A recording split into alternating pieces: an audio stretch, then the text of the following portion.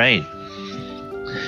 Welcome, everybody, to pre-show for Sword Coast Chronicles. I am DM Galabond, and players are trickling in. You are listening to the dulcet tones of Sirenscape. It's a sound set we like to call Friendly Tavern, with the musicians playing and patrons enjoying some mugs and plates, the occasional sound effects. Sirenscape is great for all kinds of your incidental music and your sounds for your tabletop RPGs. We will get started at the top of the hour. Till then, players, how are you guys doing tonight? Guys and gals. Yeah. Pretty good. Yeah, hey guys. Snowed in. Hey. I had a very productive day, which was a nice change from my normal laissez-faire. Nice. Today was a what? It was a very productive day, which right now makes a nice change because my contract is up with my work and I'm looking for the next contract, right? So I spent the past month being incredibly lazy and loving every minute of it. So today I was a bit more productive. So A+, go me. Yay! Today was a lazy day. The fact with Unreal Engine 5. 9 inches of snow outside my front door. Where are you at? Nashville, Tennessee. Holy schmoly, guy! Screenshots the photographs. We had this big, huge storm that was supposed to roll in on Saturday last week and dump a whole bunch of snow on us. We got less than 1/4 of an inch. Yeah. We were supposed to get between 3 to 5 inches today. No, we got between 6 and 12. So, yeah. You get 30 centimeters of snow here Friday. That's a foot. Yeah. 12 inches. Yeah. Something like that. Pictures are in general, if you want to see, that's my trunk of my car. And you can see how thick the snow is. Personally, I wouldn't have minded having snow. It means I would have been able to get out the snowblower. We never get that amount of snow here. I mean, I've seen a lot of snow when I was a kid. It brought the entire city to a screeching halt. Oh, that's normal, sweetie. I used to drive a salt truck for the city, so I know, yes. Oh, okay. The city was at a standstill today. All right. Well, since everybody is snowed in, let us go ahead and get ready to play our game. Welcome, everybody. No, you can't say that. Oh, sorry. Can't say that. Let's get ready to shimmy. Yeah, okay, all right, do that. We are here for session 76 of the Sword Coast Chronicles. Our intrepid adventurers are in the storyline of Storm King's Thunder. And last time they were invited to the Hall of Maelstrom, the throne room of King Hekaton. They received some gifts, among other things. Everybody received a potion of giant size, I believe it's called, and a 250 platinum pieces that you could add to your character sheet. And the potion of giant size should be in D&D Beyond, so everybody should be able to look that up for themselves and decide when would be the best time to use that. Also, there was a visit via his favorite little holographic projection from Mordenkainen, who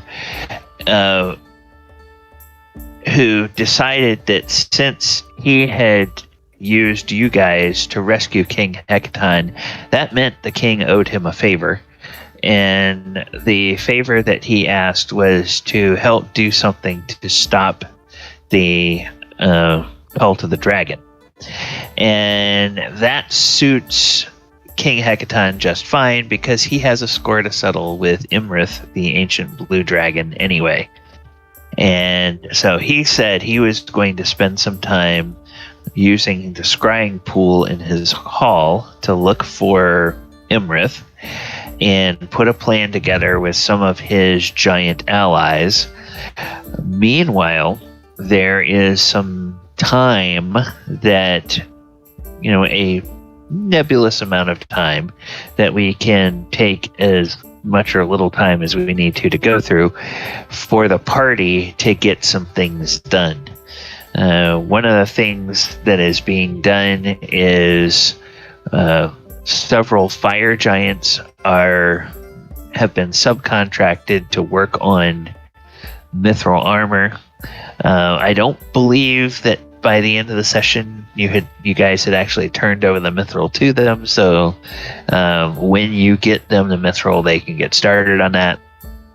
And then there may be some other kinds of scouting or research or shopping or anything like that the party needs to do. So we are going to go ahead and change our soundscape back over to sort of a nice sort of town environment here at the Hall of King Hecaton, and you guys are sort of in your quarters, and you're able to start deciding what you want to do. Oh, and the other thing that happened is everybody leveled up. So I guess the first thing we should do is to make sure everybody got a chance to finish leveling up and see if anyone had any questions. Nope. Can confirm, very easy for my dumbass barbarian to level up, so I'm good to go. Okay. It's our spellcasters who are going to have the trouble, I feel like. The rogue in the party's fine. Yeah, I got a couple of IMs during the week from James, and I think we got Mulek all straightened out. But of course, he will be joining us a little bit later this evening. He will be delayed. He let us know that before, that he won't be here at the start of the session. Ivy, did you have any questions on getting Bell leveled up, or were you able to do that? No, I'm all good. Okay, cool. Excellent. All right. So now you guys are kind of in a group. What would you like to do? Oh, first things first, we're going to get the mithril over to those fire giants. So separating the 2 ingots that I require to make the 2 pounds rather of the thingy to make the scepter. I'm going to be making for the dragon. Okay. And then giving them the rest, so they are able to get to work on their mithril armor. Okay. I give them the diagrams and drawings. Yes. All right. And Krenraid, are you going to do your work here in Maelstrom? You want to do it on the Cloud Castle, or where were you going to? Stay here in Maelstrom. It's a new environment for me. I haven't seen their forges, in any great detail. So I'd quite like to see what they've got going down here. Okay. The fire giants will, they are also going to work here in Maelstrom. And you walk into the forge area, and the first thing you realize is that everything in here is sized for people who are 20 plus feet tall. And it's even a little bit oversized for the fire giants, because the fire giants are like 18 feet tall, and the storm giants are somewhere usually between 26 and 28 feet tall. So it's like it's about like a it's about like a little league player using an adult baseball bat, or for Paul's benefit, an adult cricket bat. So it's like, so it's kind of like, it's one of those things where it looks like the hammers they have are just a little bit too big for them. Now, of course, you have some of your own tools, and the anvils here are enormous. You actually like stand up on the anvils to do your work, and you find they are great, and they'll have a couple of the storm giants that can help you, like with the bellows and stuff like that, for things that you need. I was about to say, I would definitely require help smelting the giant spear tips down into ingots and, the respective things, because I imagine their version of an ingot is significantly larger than mine. Yes. And as you start working on that, and you begin creating those ingots, it's kind of for the fire giants, like dads watching their daughters play with a little toy oven, and the little sort of isn't he sweet? Yeah. Tack is going to make sure that he goes with him. I mean, he's like, I want to learn more. So you're helping Krenraid. Yes. Oh, perfect. You're tall. I need your help.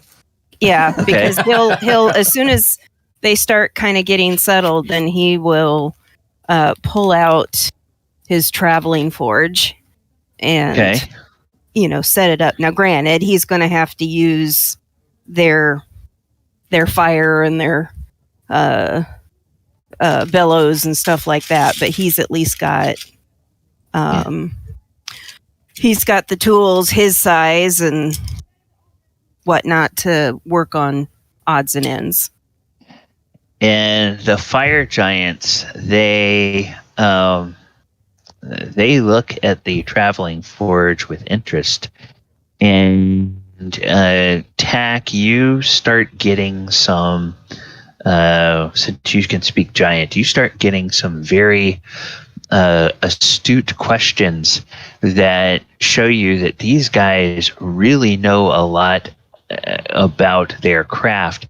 They start asking things about how, what kind of compromises you have to make when you're using a traveling forge versus using a, fully set forge, what the limitations of it are.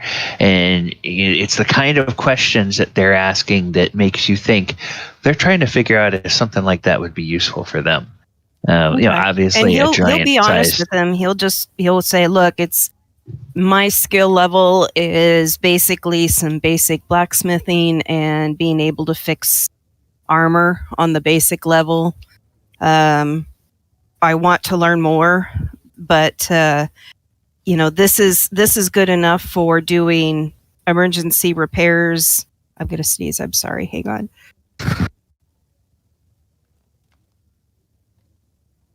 I sneeze in your ear. Anyway, he'll basically. Thank you. Yeah, I have a and loud bless sneeze. You. Thanks.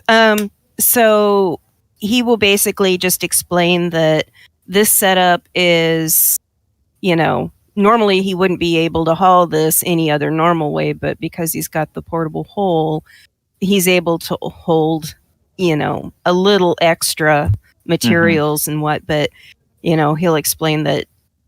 There have been a few times where having it has been phenomenal because he can pull it out as soon as he gets, the fire going. He's got his set of tools and whatnot that are sized specifically for this forge setup. That, it has come in handy when they've had armor blowouts or, somebody's had issues and needs to have their armor fixed, during a lull of fighting or something. So, okay. So yeah. Yeah, he looks at or the fire giants. They look at that and they say, well, now what we need is now we need a wizard that can make us something like that. They say, pointing at the portable hole, but sized for us. Because our traveling forge would have to be a little bit bigger. Not sure it would fit in there. And well, he kind of looks over at he looks at the portable hole and he's like, well, if you can get your hands on a portable hole, you know, it will hold a certain amount. And if you're not planning on taking the entire armory with you, you're going to take the forge and some basic, materials for fire and your basic set of tools for fixing armor on the go. It's not going to be pretty. It's not going to be the most beautiful thing, but it'll help, fix stuff until you can actually get to a full, fully set forge. Yeah. And they nod and they sort of scratch their beards, or scratch their chins, which are kind of beardless in the fire giant tradition. And they look over at this huge wall, a giant-sized wall, and it has all these different tools for working on armor and working on, hammers, different size hammers and everything. And it covers an entire wall, probably 80 to 100 feet, and from about 10 feet above the floor to about 25 feet up above the floor. It's just all these tools and everything. And they look over at that and then they look back at you and they say, yeah, but and they look around to make sure that they don't there's not too many of the storm giants close, and they say, yeah, but they're so limited on the number of tools they have here. I mean, for us to do proper work, we have to have all of our tools. And Tack looks at him and goes, okay, did you hear me say that this, and he points to his traveling forge, is good for emergency repairs? We're not talking about tools to make a whole set of armor. We're talking about tools to do emergency repairs, like replace rivets and, bang out dents and buckles in armor at that time. So this isn't meant for the extravagance of making an entire set of armor. This is meant for on-the-go repairs to something that's already been made. Luckily, though, it seems like it's the perfect kind of tools I'm going over it to kind of work in our scepter, so we're covered. You guys are probably going to have to go back home and pick up some stuff there, aren't you? Yeah, we might. So I will wait for you. It's a fair competition. We're not going to go ahead and start. Yeah. Look over at Krenraid and tell him in Dwarvish, we kind of already had a head start. They say, well, Master Krenraid, as long as you finish up forging or smelting the ingots by the time we get back, then we will all start together. That's a good point. And luckily, I've got this very taller orc who could help me out. Oh, wonderful. And so they kind of head off and leave you guys to start to work on that. Tack kind of looks over at Krenraid and goes, we're going to have to work on the armor. I don't think it's going to fit much anymore with apparent me. I didn't want to say anything. I thought you were making a stylized choice to maybe show a little more skin, but you are kind of bulging out a bit. I'm going to have to go buy some new clothes too. Yeah, I can't really help with that. I was never very good with a sewing needle, I'm afraid. Well, I don't know how to sew. I know how to brew. I know how to do some basic woodwork and metalworking, but sewing is a complete mystery to me. stone, wood, and leather, sign me up. I've got that covered. I've got my big hammer, I've got my big brain, I've got it down. But put me in front of a sewing needle, and I'm afraid I'm as useful as a sheep. I can help you with that. Oh, God, you gave me a heart attack. Well, I've been here the whole time. I mean, I just told you in Dwarvish, we kind of already had a head I thought that was my start. conscience. I'm sorry. I pat him on the shoulder. It's okay. I look up at Pat. I'm not used to you speaking Dwarvish. I know. I look It up was at his Pat. subconscious going, help me. Right? No. It's the small part of my brain that has. I'm sorry, the large part of my brain that has really great ideas, because obviously I'm a very intelligent person, so the large part of my brain that has great... You sound just like me when I'm very smart. Right. Not pat him on the shoulder. Yeah. Exactly. I look up at Tack. Tack, I can help you with your clothes. That's not a problem. So we can handle that. As for your armor, I can take measurements. That's about the best I can do, because I'm not a blacksmith. I just know I'm good with numbers. So I can make the measurements for you. A lot of it is just expanding out what I have. What about lengthening? Well, when I say expanding, I mean lengthening. I don't need to make it any wider. I just need to make it a little bit longer. What armor is Tack wearing? Tack is wearing chainmail. Okay, that's actually relatively easy to make, bigger. Yeah. If it was plate, it would be a slightly more complicated issue. You might have to remake the whole thing. But the chainmail, we can definitely just add extra links to. You can lengthen chain. Yeah. Oh yeah. Hard to add. You have to add filler to armor. Yeah. Right.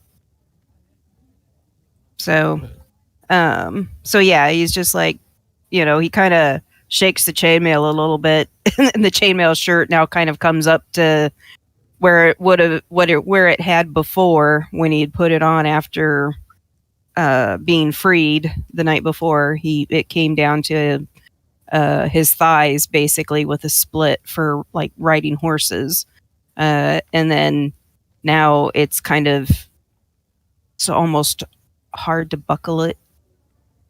I mean, he's got a little bit that sticks out underneath the belt. We got you, Tag. I mean, if these storm giants don't really mind if we nick one of their giant sconces, right? We could burn that up and get all the chains we need to make any kind of armor. We could put in a couple of sets for all that metal. Oh yeah, for saving the king, I don't think there's anything they wouldn't give us. Let's just be honest, okay? That's true. Okay, Anyway, so within reason, Master Krenraid, within reason. I mean, I could do with a couple of things to eat. As the smiths are getting started on working with the metal bell, what do you have kind of as an agenda? Is there anything you need to do in preparation for hunting a dragon, or any of the PCs any of the other party members you'd be hanging out with during this time? It's in preparation of hunting a dragon. I believe she made sure that no one could get to our snacks first of all, or her little stash, because those are utmost importance. Okay. Okay. All right. So she's got those secured away. No, she has nothing in mind that she really wants to get at besides to get as much information as she can out of Falazure and run around and try and bother Thaldohr and everyone. Just trying to get what they're feeling like and trying to ease the mood so they're a little bit more relaxed, even though we're fighting a dragon. Yeah, and speaking of Falazure, did you have any particular agenda of things that you were planning on doing in this time while some of the others are working on your armor? What is Mulek up to? Oh, Mulek's not. Yeah, he's not here yet. Well, Falazure would come up to Belle and he'd be like, "Hey, Belle, you wanna You want to take a field trip? Hold your horses for a moment. Who's this little dude that's always following us around? That's not really tiny, but like he seems to be getting along really well with Krenraid. Am I replaced? I don't think anybody could replace you, Belle. Damn straight, no one can replace kind. me. Anyway, back to what you were saying. What little dude? Do you have any feelings about this guy? It's a little bit weird. I mean, really cheeky. I mean, to be honest, I thought that Draz was weird. Dez. Dez. See how quickly I'm forgotten? Des was definitely mysterious, but at least Des, like, communed with, like, everyone, just smoked on his pipe and just chillaxed. I don't know, I can't sense anything about this new one. Well, he's definitely mysterious, that's for sure. By the way, Belle, he's not little. Oh, yeah, but... he had a growth spurt. He had a bit of a growth spurt. It's still funny to say him, call him little, though. I enjoy that. Her nickname for attack is going to be Tic Tac. Yeah, I thought so. I thought there was a direction that was going. Yeah. Spoiler alert. Anyway. Well, Bill, I was thinking we should take a trip to Waterdeep and maybe visit the big library there or somewhere and try to research about blue dragons or something, maybe. You mean books? I want to do books. Can I take catnap instead? Can you take what? Nap? Catnap? You Oh. know? Well, yeah, I mean, I guess I could always take someone else. Well, you always lift the weight for both of us. Let's go. Belle will slap him on the back. She's like, all right. Okay. And I would like to use my helmet teleportation to take us to Waterdeep so we can do some research. You better not kill us, by the way. Is there anybody else in the group that would have errands for Waterdeep, either send money or want to go along with them? No, I'm good. I'm staying with Krenraid and them. Okay. So then in that case, if you go to a place that you're familiar with in Waterdeep, like the alley outside the yawning portal, I think we established the last time you used that you know that so well, you kind of know which bricks fit a little bit loosely in the cobblestones. So I think that qualifies as knowing a place very well. So you can head there. And then obviously, if you only need to get back here once per day, you always have the conch. Or presuming that Falazure takes the conch. I guess he would, because he's the only one that has any other way of teleporting. So it would make sense for him to keep the conch on him. Unless anybody in the party has a different idea. Krenraid for sure wouldn't want it. Okay. He doesn't want that responsibility, so that's me. Right. All right. So yeah, you guys head off. Did anybody to want Waterdeep. anything from Waterdeep, or are we just gonna buy any special? Because I mean, we are gonna go dragon hunting, so I figured Some really good booze and food would be on my agenda, but that would literally be the extent of Krenraid's knowledge. I have an idea of something to pick up for Thaldohr, at least. Okay. Thaldohr, you don't have any shopping list for Falazure and Waterdeep? A +1 crossbow. Oh, yeah, that's right. I can reimburse him. Trust me, 250 platinum. I can reimburse him. Are we doing magical ammunition in our D&D game, Gally? Because it's not something that's in 5e by rule, but it is something that's around. Right. The way I have always played magic weapons. And I think maybe this is in older editions it wasn't correct. In 5e it is correct that if you put ammunition into a magical weapon, that automatically confers magic on the ammunition. So you have a +1 crossbow, you throw a bolt in there, then for purposes of your attack, that bolt becomes a magic weapon, even if the bolt itself is not magical. I think in the older editions, it used to be that both the weapon and the ammunition had to be magical. You would get more pluses that way, but then you had to worry about finding magical ammunition. And now Indeed. It's just, now. So no, there are specific magic items that are ammunition of, like dragon slaying or ammunition of creature slaying or something like that. And you can indeed find those. You can indeed craft those and put those into a, put those into your quiver or into your bolt case and use those with your crossbow. But you don't have to.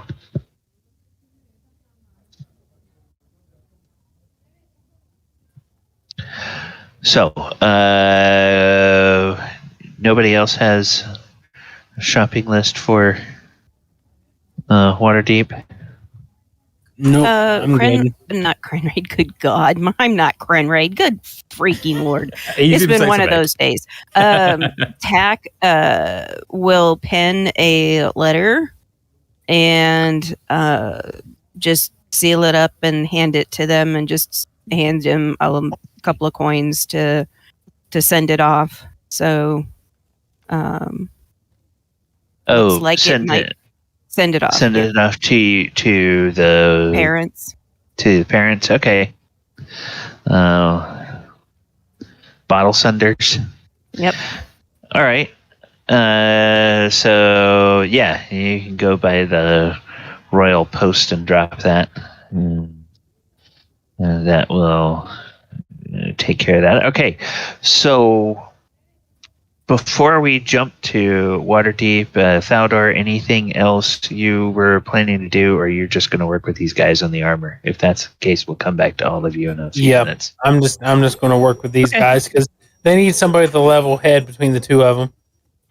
Okay. Smart choice. All right, so the fact that Falazure, you don't think Tack is level-headed is insulting.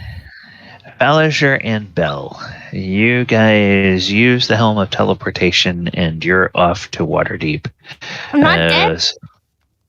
Nope, you're not dead. I'm not dead. No. Falazure has a nice little alley that he knows about. He knows every cobblestone in the alley, and he can get you there safely just outside the awning portal. So where would you guys like to head upon arrival?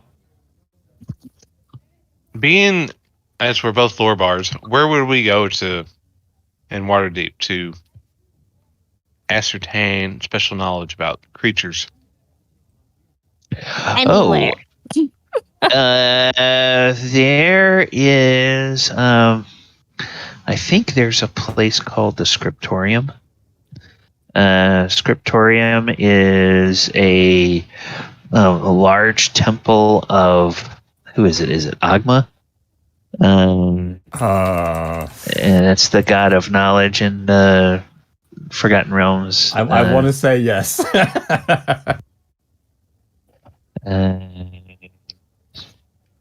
So we definitely want to go there, and then we want to go.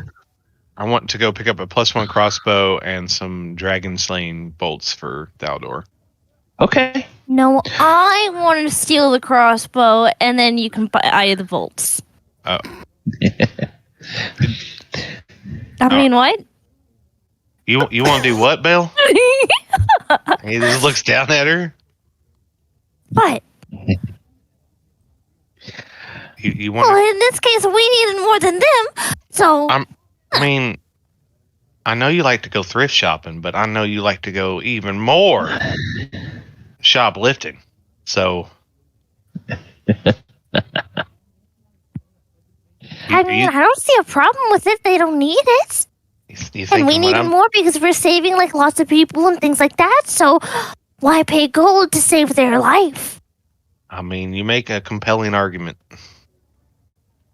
Damn right, I know I do. Yeah, so the Scriptorium at the Grand Temple of Oghma in Waterdeep, which you can find over in the Temple District. So you guys would know where that is, based on knowing what holy symbol to look for and everything. As all of the major gods of the pantheon, a lore bard would know those like the back of their hand. And so you head over there and you walk in and you meet at the front desk there. You meet a high elf, and this high elf librarian. She has blonde hair, and it's pulled up into a little bun, and she's got the robes on with the little holy symbol of Oghma pinned on the left shoulder, and she looks up at you and she gives you a little bow, and she says, good afternoon, or I guess it's actually morning, so good morning. My name is Raynala Crimson Shadow.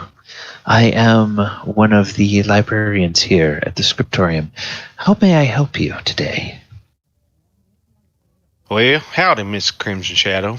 My name's Falazure, and I was wanting to know if I could peruse your collection of knowledge. Yeah, dragons, what she said.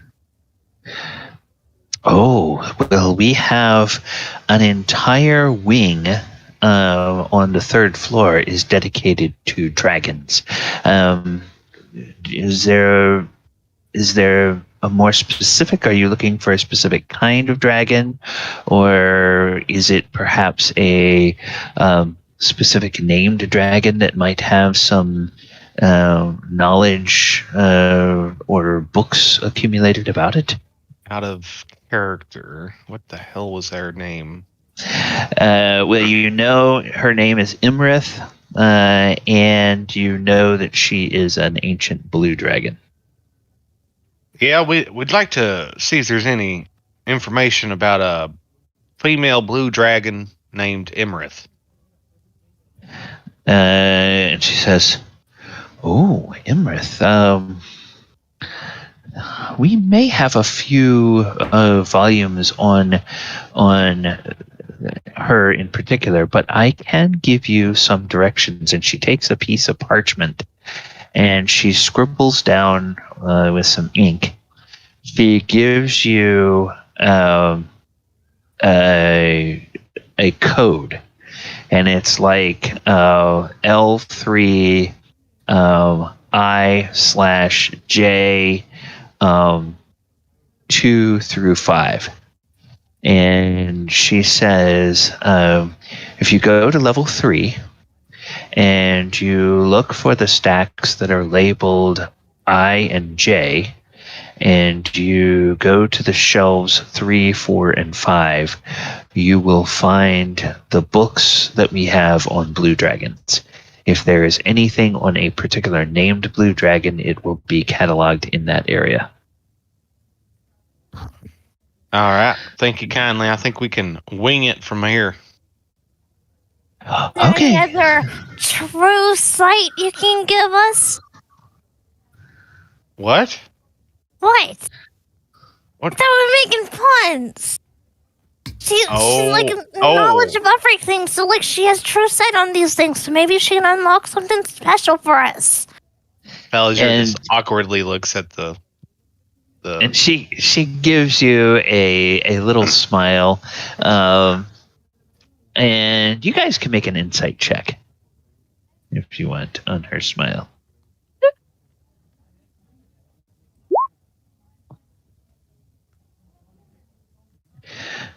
Oh yes, you both know that it is the smile of someone who is used to hearing patrons make bad puns, and it's just sort of a long-suffering smile, and very patient. You get the sense that she's kind of a humorless woman, and she takes her job as a librarian so seriously that she often doesn't find the humor in everyday things. Falazure he picks up on her like seriousness, and he's just like, miss, I must admit you are quite attractive. I was wondering, do you want to go dancing sometime? I'll run up and say, I have a cat nap to get to. Goodbye. And she'll start walking the other way. And the librarian, she looks a little uncomfortable, and she says, "Oh, well, thank you for I bet you're a lovely dancer." I probably haven't danced in over 100 years. You definitely have the legs for it. I will be a little bit out of the way, and then she'll just be making like a gagging face. And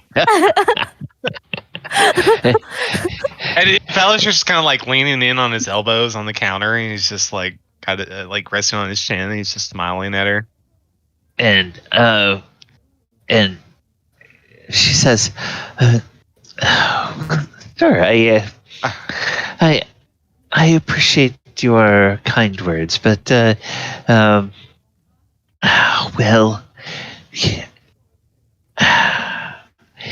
do you give dancing lessons?"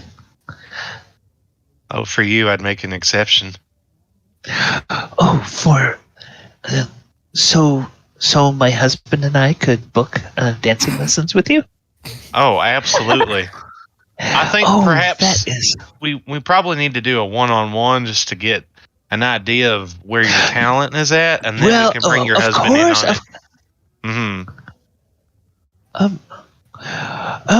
it. Well,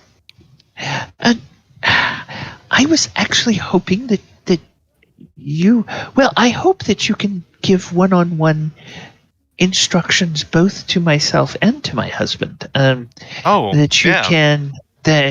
You can teach him a little bit about leading, and teach me a little bit about the steps in the dances. I have read a lot about them, but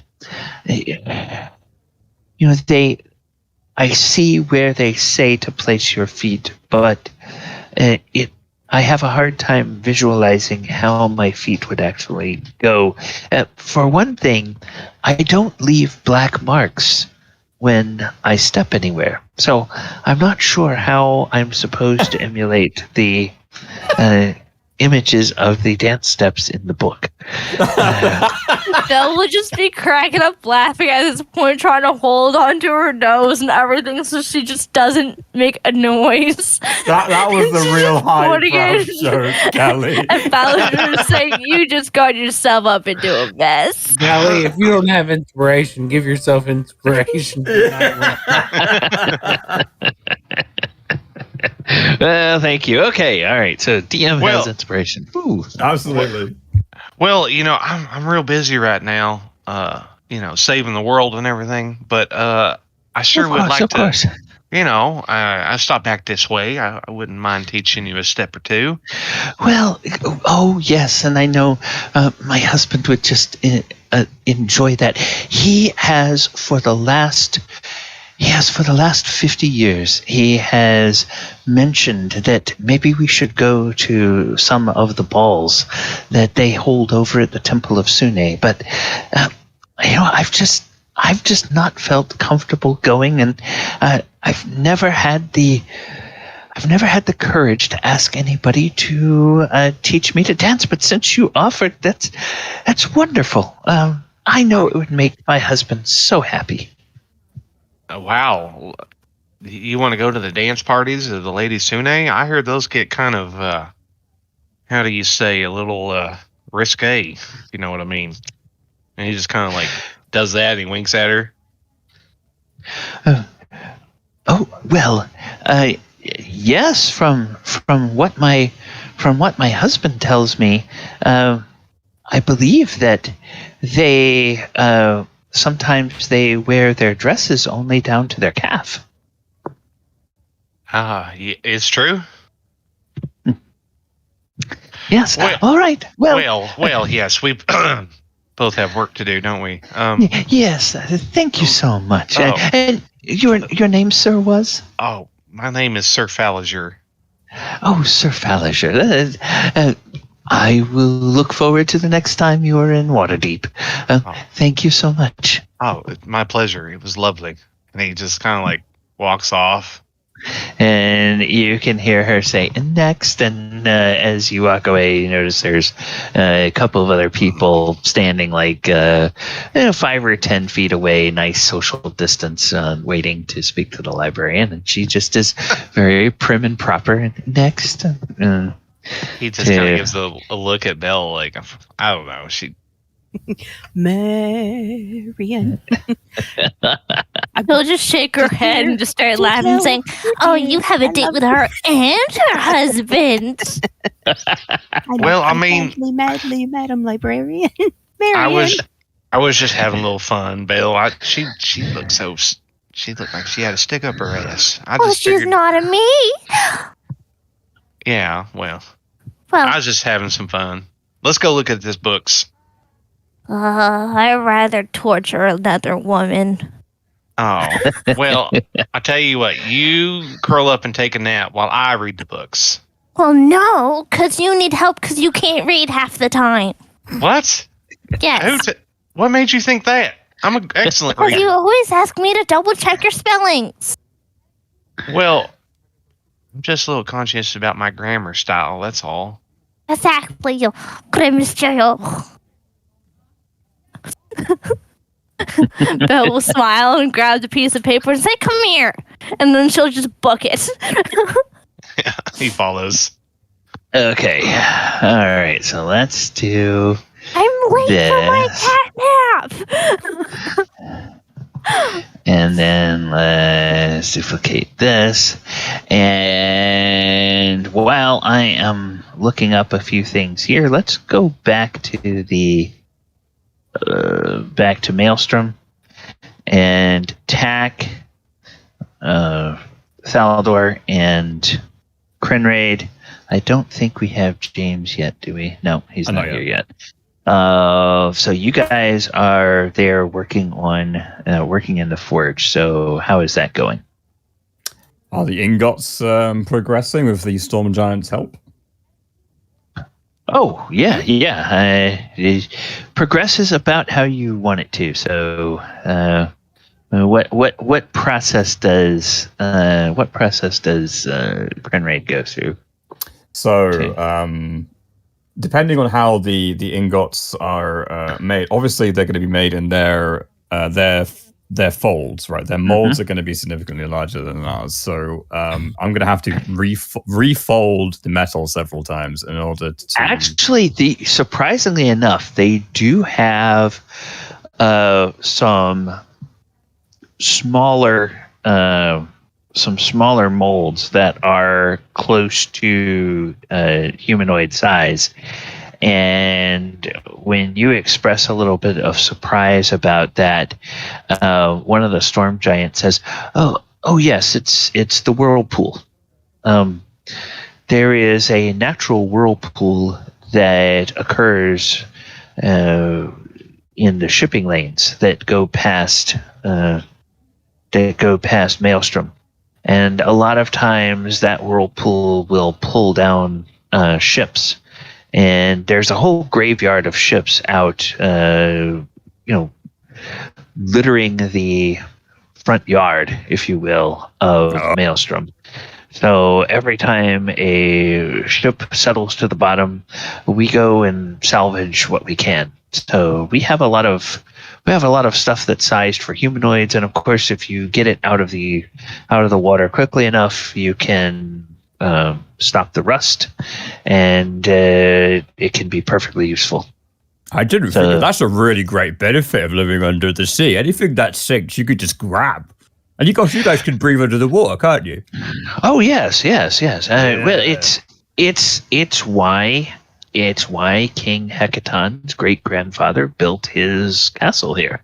The Hecaton line has long known about this feature of the ocean, and so it's been a place that he can use. It's constantly refreshes the treasury, and the one thing I don't understand about you humanoids were you the one that was a sailor, or was it somebody else? I spent some time on some ships, after Hillcrest was taken over by that dastardly black dragon.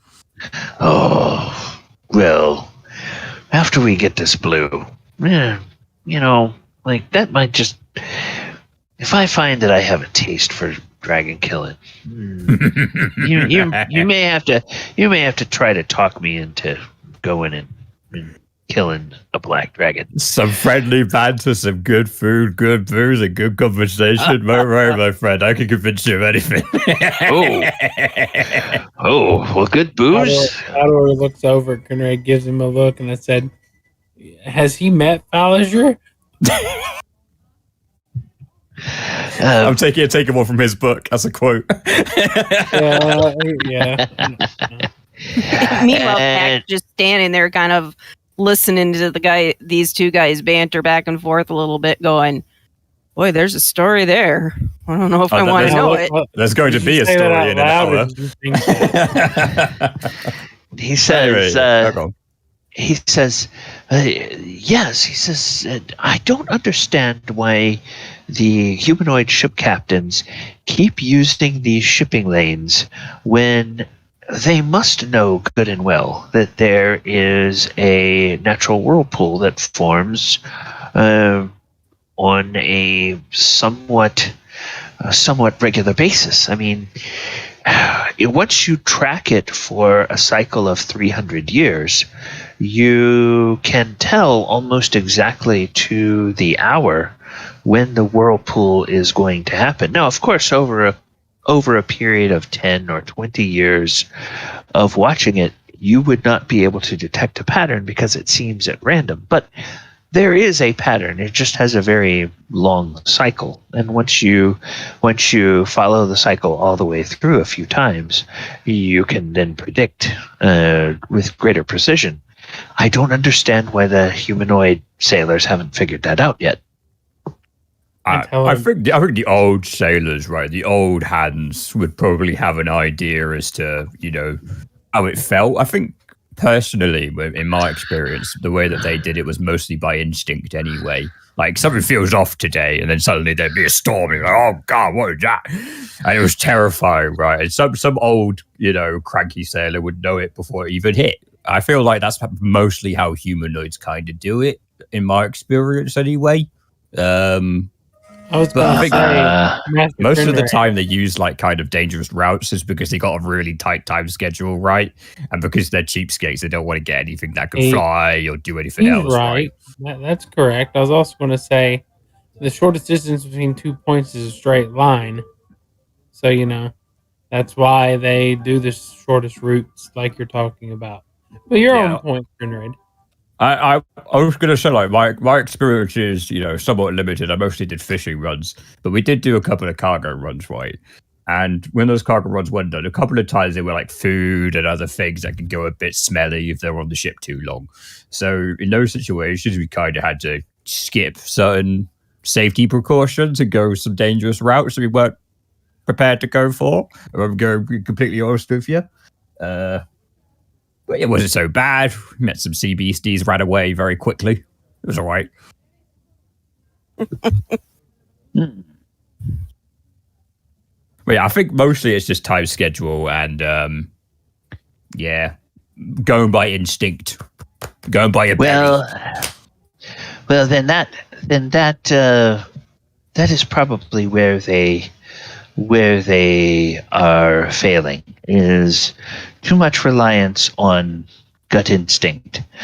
I mean, for instance, I know that when I was first learning a game that I believe the giants learned from some humanoids long ago, a game called poker. Are you familiar with this?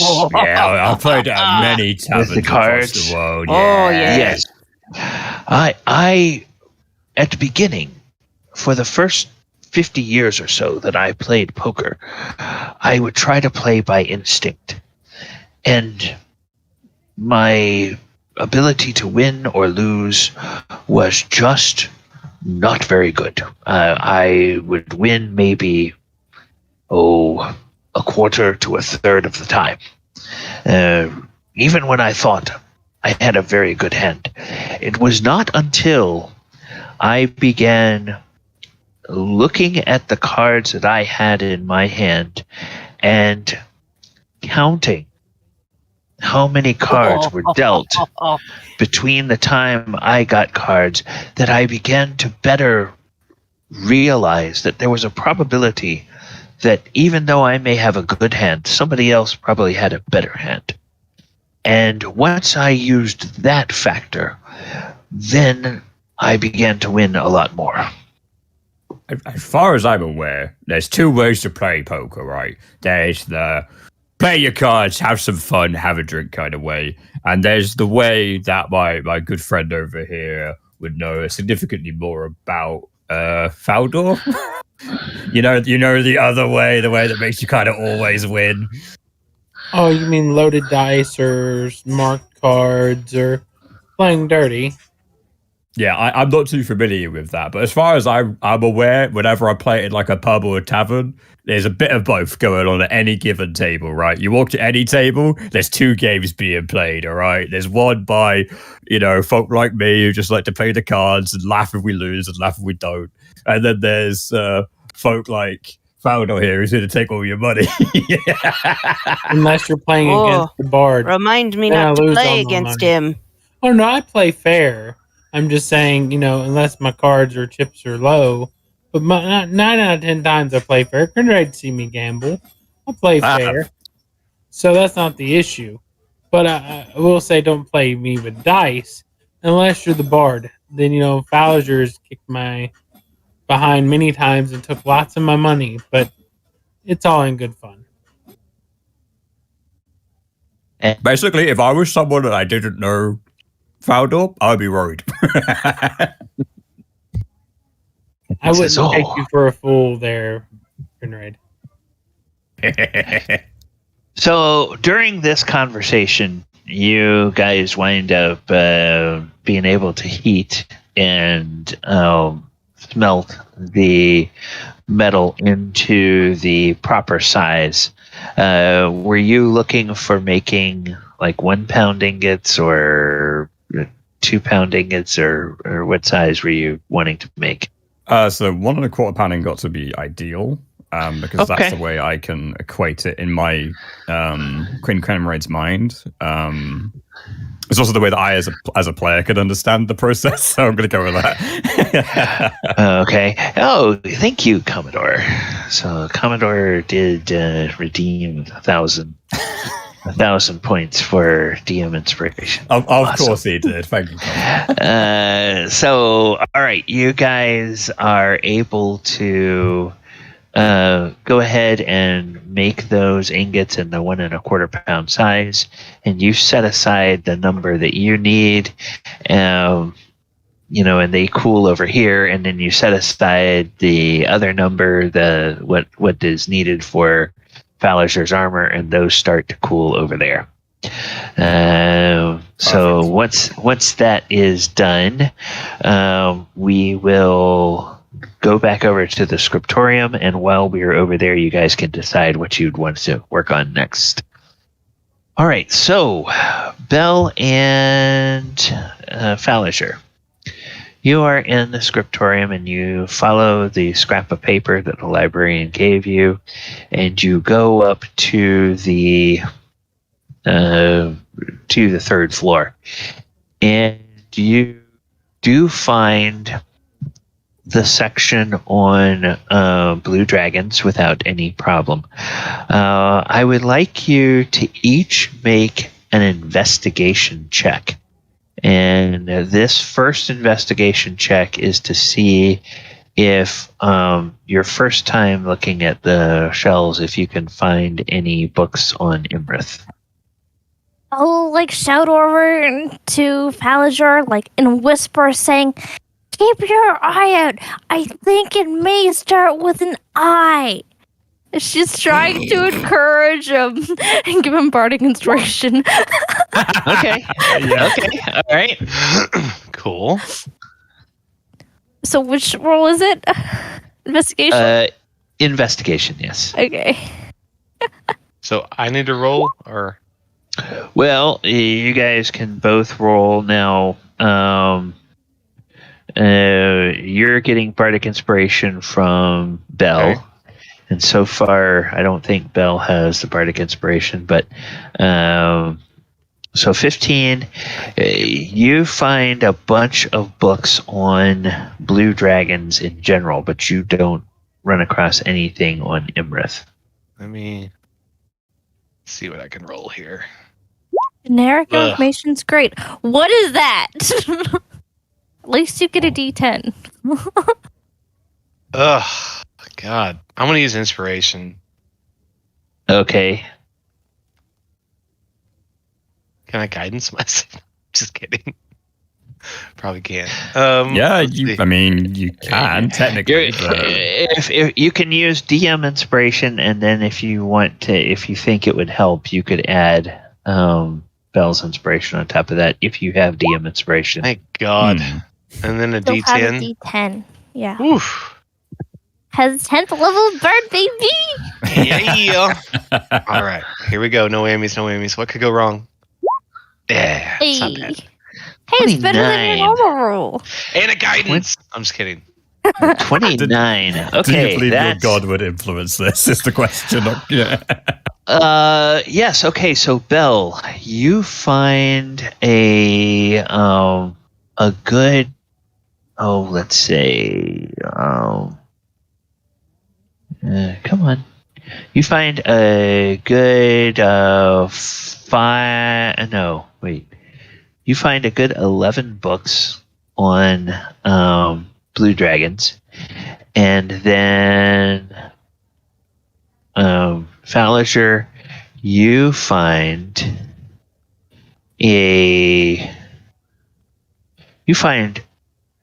four books. Actually, it's a 4-volume biographical work on Iymrith. So, what do you want to look at first? Do you want to look at the general works about blue dragons or the works about Iymrith? The general works about blue dragons, and then go into Iymrith. Okay. All right. So, blue dragons, they are generally found in arid wastelands and deserts. Most frequently, they make their lairs in underground caves that would have large entrances that are easily accessed by the dragons. They also have an innate ability to burrow. So a lot of times you will find their lairs under areas that look like unbroken sand, but there's oftentimes areas that are relatively loose sand that they can burrow through to get to their underground lairs. And then they have, they oftentimes employ slaves, which can sometimes be natural creatures, sometimes can be constructs, and sometimes can be elemental creatures. And these slaves part of their job is to keep the lair clean and tidy. Because obviously, if you're burrowing through loose sand to get into your lair all the time, you're going to get big piles of sand all over the place. So they do not. One of the interesting features that you find about blue dragons is on their parenting. They are considered to be excellent parents, and they often nurture and guide their young. And when they reach ancient status, a lot of times they will begin to sort of help seed the hordes of their offspring by donating a small part of their own horde to their children when they become adult dragons. One of the things you find about this, there's a volume that is written by a character called Fizban. Fizban, who accounts himself a great scholar about dragons. He has a section on the fact that when a dragon keeps items in their hoard for a long time, they kind of tend to imprint on these items. And you get the feeling that when an ancient dragon gives part of its hoard to one of its offspring, that's almost kind of like a way that they can then keep an eye on what their offspring are doing. Because the items have been in their hoard so long that they retain a connection to those items. And it's a little bit unclear whether that goes to the level of like actually being able to scry on those items, or just sort of have a sense of what is happening around those items and where those items are. Clearly, if you gave a part of, if you were an ancient dragon, gave part of your hoard to another dragon, and you could always sense it was in the same place, well, then you would probably presume, okay, the dragon is still there. But if all of a sudden that part of the hoard started to move somewhere, then that might be, okay, what's going on? I see. So that's that's some of the general information you find about that. You can try to look for more detailed information if you want to, or you can. I would like to try to find out what kind of like abilities they have and what kind of resistances or immunities they have. Oh, okay. I would also be interested. Okay. It's no surprise that their breath weapon is, of course, lightning. And they're very adept at aiming that lightning at specific targets. Even when they are engaged in aerial combat. So when they are flying, they can aim their lightning bolts either at, or their lightning breath, either at targets on the ground or at other aerial targets with great accuracy. They do not have any natural.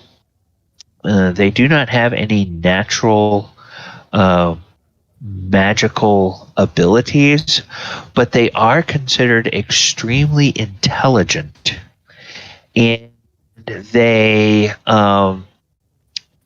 will most often study. They will most often study the magic of illusion. Huh. So they will. Oftentimes disguise their lairs with illusions.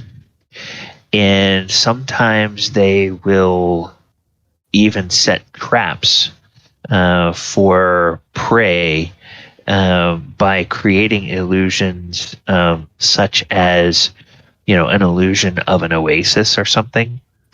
A blue dragon might create an illusion of an oasis if they notice like an especially wealthy caravan and lure that caravan closer to their lair with the illusion of an oasis, and then attack it when the caravan gets close to that illusionary oasis. Which, of course, would be a very rude trick played on the merchants of the caravan. Oh, okay. Interesting. Yeah. Oh, yes, and one thing they are surrounded by. This is a detail that Fizbin puts into his treatise. They are surrounded by a smell like that of discharged electricity or of sand. Now, of course, if they're in the desert, well, you're going to have the smell of sand anyway. But the smell of discharged electricity, if you get somewhere and you can't see anything, but you start to smell that, well, that might be a clue that, a dragon may not be that far away. A blue dragon may not be that far away. Cool.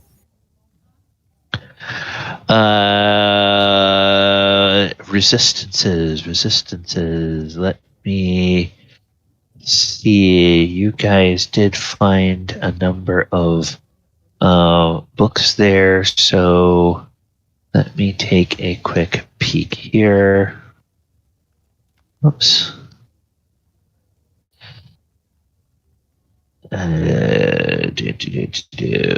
There we go.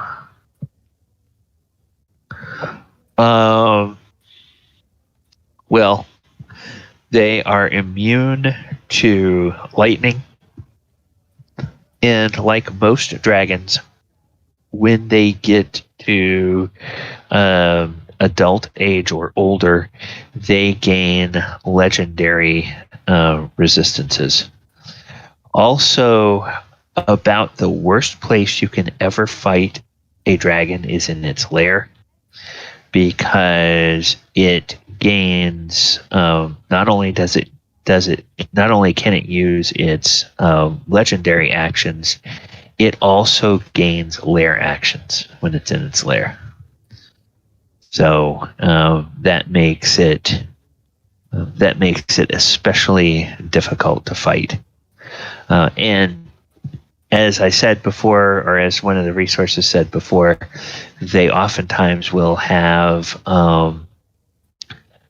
slaves, and those slaves remain alive by their loyalty. And so usually if you go fight a dragon in its lair, you don't only have to fight the dragon, you have to fight its minions as well. So that is something to keep in mind.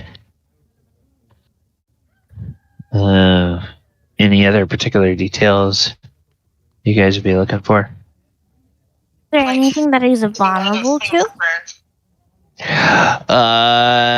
Nothing in particular. Boring. Yeah, unfortunately, nothing in particular that they are vulnerable to. All right. Well, then you get to the 4-volume treatise you have found on Iymrith herself. And you guys are currently in the year 14, I think it's 1490 or 1489 or 1490. And when you look at Volume 1, it talks about the origins and earliest known sightings of Iymrith. And it's not known exactly when she is born, but her first recorded appearance occurred in something called the Year of Bright Fangs, which is the year 570 on the calendar. So that's almost 1,000 years before the present day. So she is an extremely ancient dragon at this point. She is well into the ancient category. The event that she was known for in the year 570 was destroying a Bedine camp, which is a nomad camp in the desert. And very soon after that, she challenged an older dragon to try to take control of its lair and its horde. That happened in Highmoor.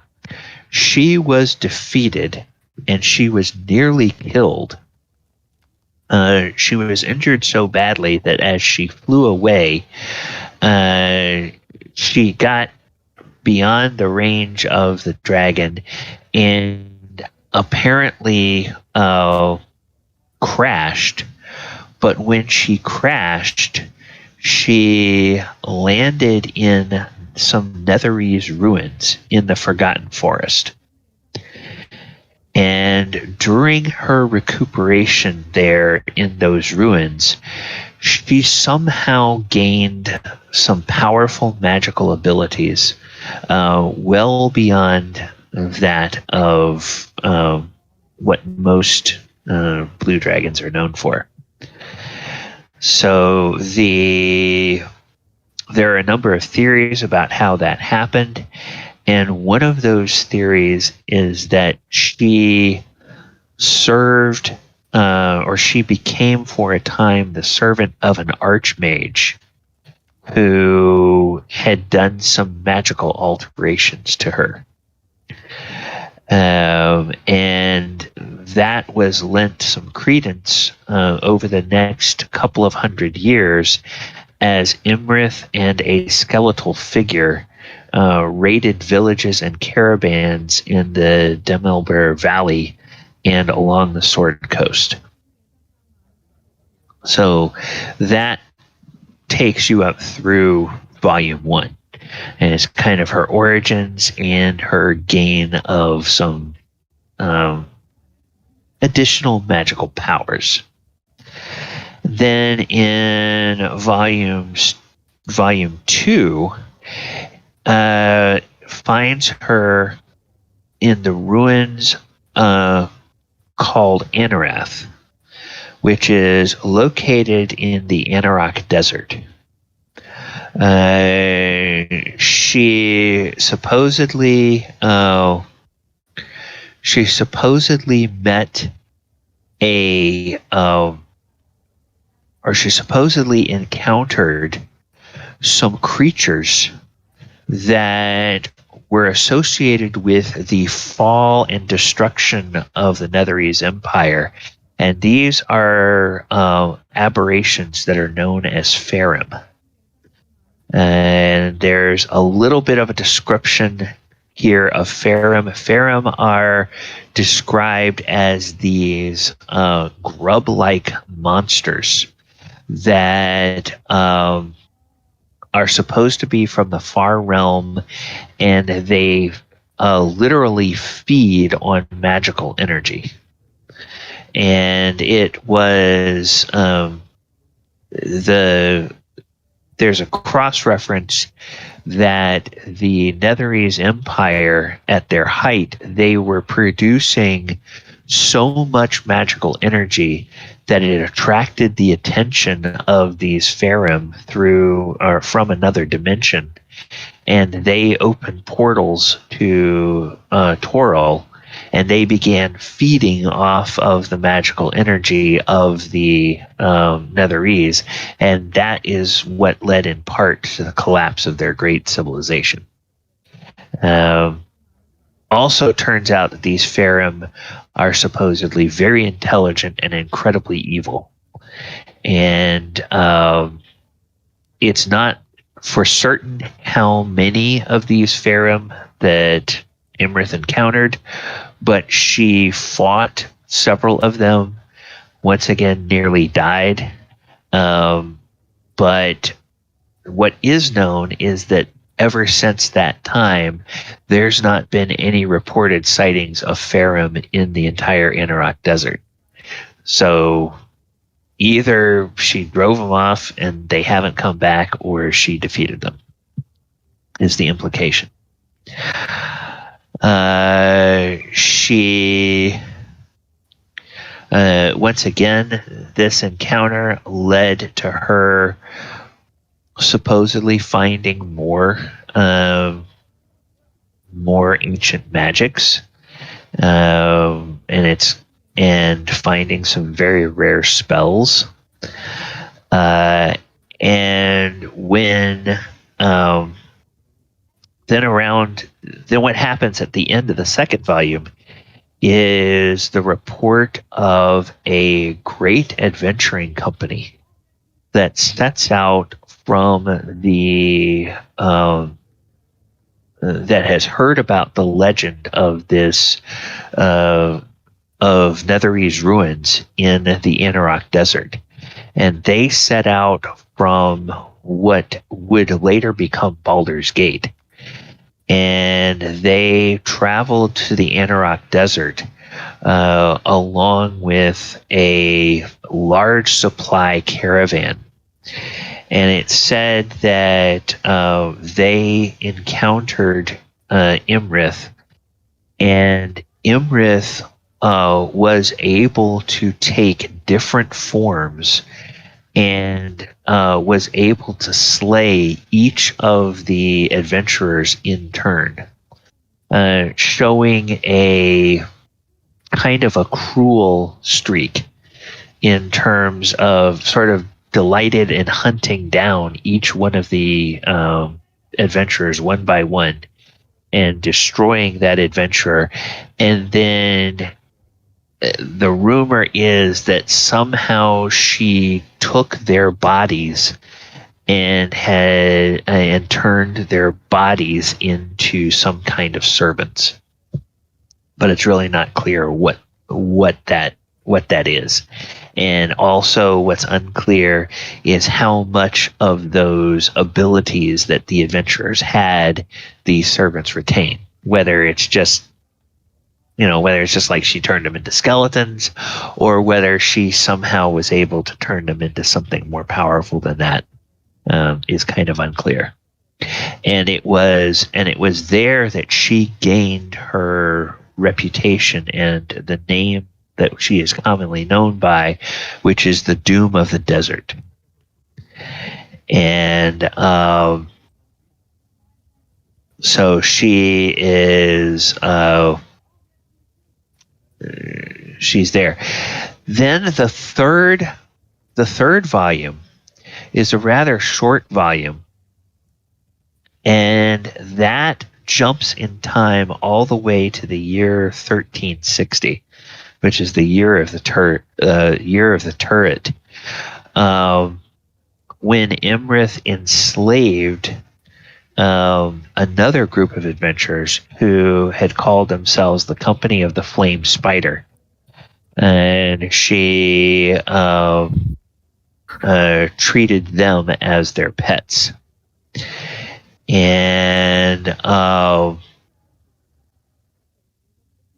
And then that also is the first recorded time of what seems to. So this was 1360. So that's 130 years before the present day. What it says is this was the first time that she used her shape-changing ability to become the form of a storm giant. And in that instance, she went to the Great Hall of a storm giant monarch, infiltrated that hall, and then corrupted the young members of the royal family and turned them against their parents. And when the younger members of the family attacked their own parents, then and they were fully engaged, the giants were fully engaged in battling each other, she waited until one side clearly was going to win, and everybody who had survived was badly wounded, and then she turned into her own blue dragon form, and she slew all the rest of the giants, and she took her pick of the treasure from their hoard.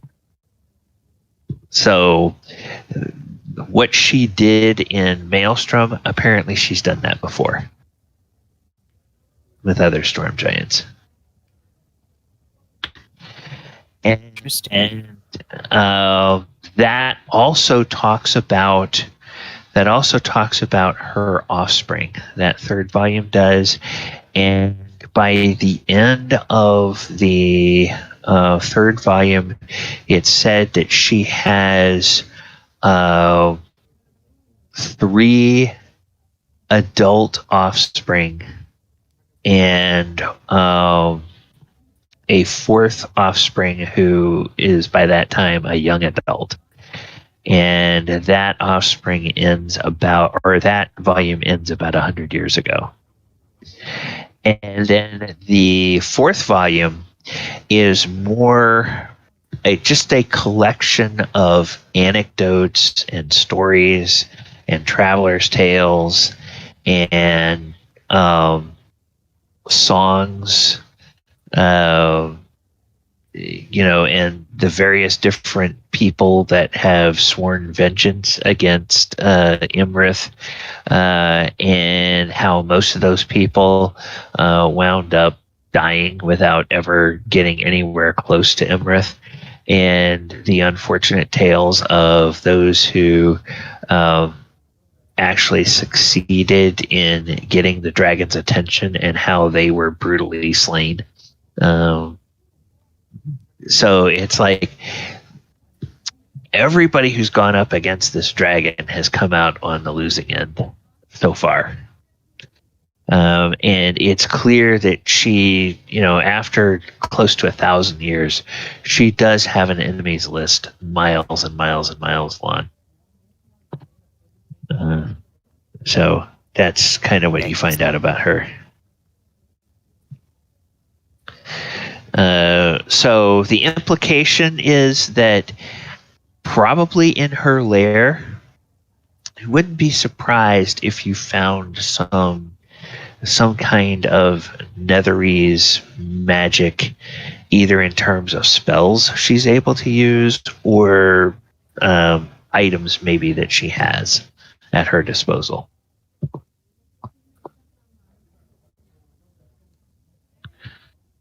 Cool. That would kind of be like writing your own little notes, trying to jot it down, and trying to also write down what she's thinking too, but at the same time trying to read and then listen to Falazure tell her what to write down, and it all gets into a jumbled mess that she just hands over to Falazure and says, good enough. Nap time. I deserve it. He just says, you did a real good job, Bale. And he just like squishes her between the ears. And she passes out like light. Okay. So we're going to leave them with that, and then we're going to head back to the...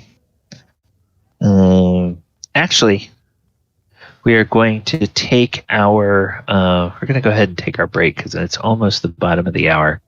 I have 28 after the hour. When we come back from our break, we will go back to the forge and we will see what these guys are doing. And I heard somebody pop on. Was that James? That joined us? Did I make it just in time for break? You made it just in time for break. Okay. All right, cool. Viewers, thank you guys so much for hanging out with us. These guys are doing some research on the next target on their hit list, which is an ancient blue dragon named Iymrith, who apparently has proven pretty hard to kill for the last 1,000 years. So we'll have to see how our intrepid adventurers fare when they finally decide to go after her. Of course, they've got some allies. And all right, I'm going to put the music on, put the timer up. I'm going to mute myself. Players, remember, you can either hang out here on the stream or you can go to the off-stream voice channel if you want to chat there. I'll be back in a few minutes.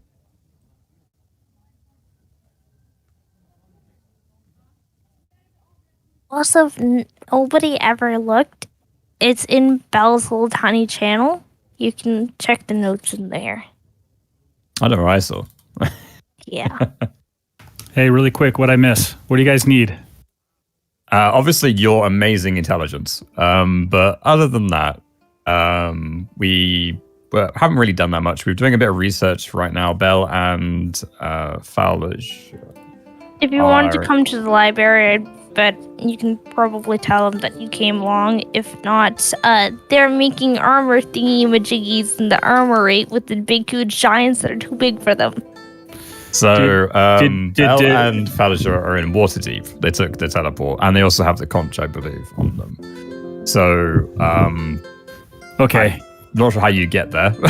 Yeah, I had told Galabon stuff that I wanted to do, so I'm not sure. Nice. Did he verbalize any of that at all? Nope. Not yet. Okay. Of what Mulek would be doing during this time? Okay.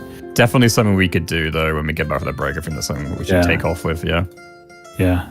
Okay, I gotta take a break actually from my previous meeting, so I'll be back in a little bit. Yeah, I got a cup of tea as well. So lonely. Okay, I guess I can go get a drink.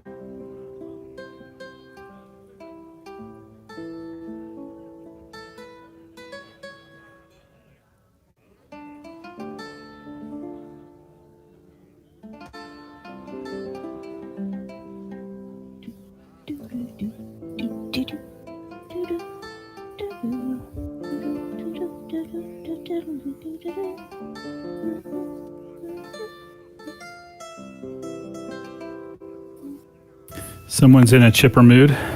Oh no, he was doing the whole librarian thing, and now I've got the music man's marrying the librarian stuck in my head.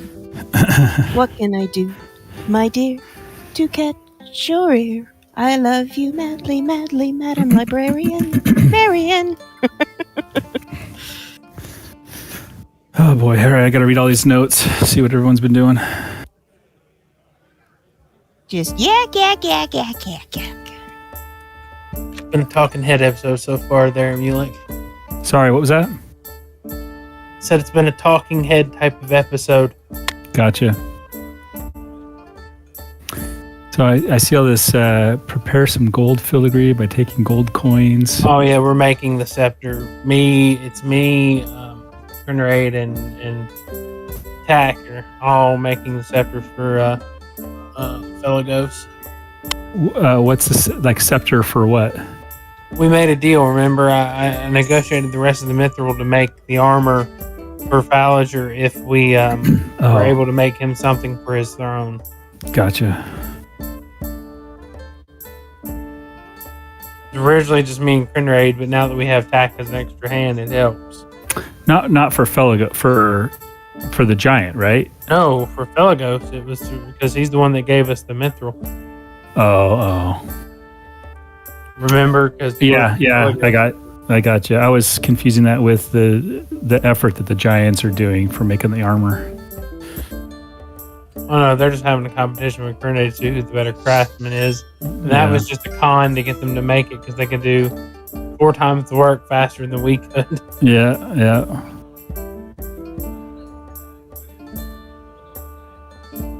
That was a page right out of Thaldohr's book there. Yes, I'm back. was. I got some cup of tea.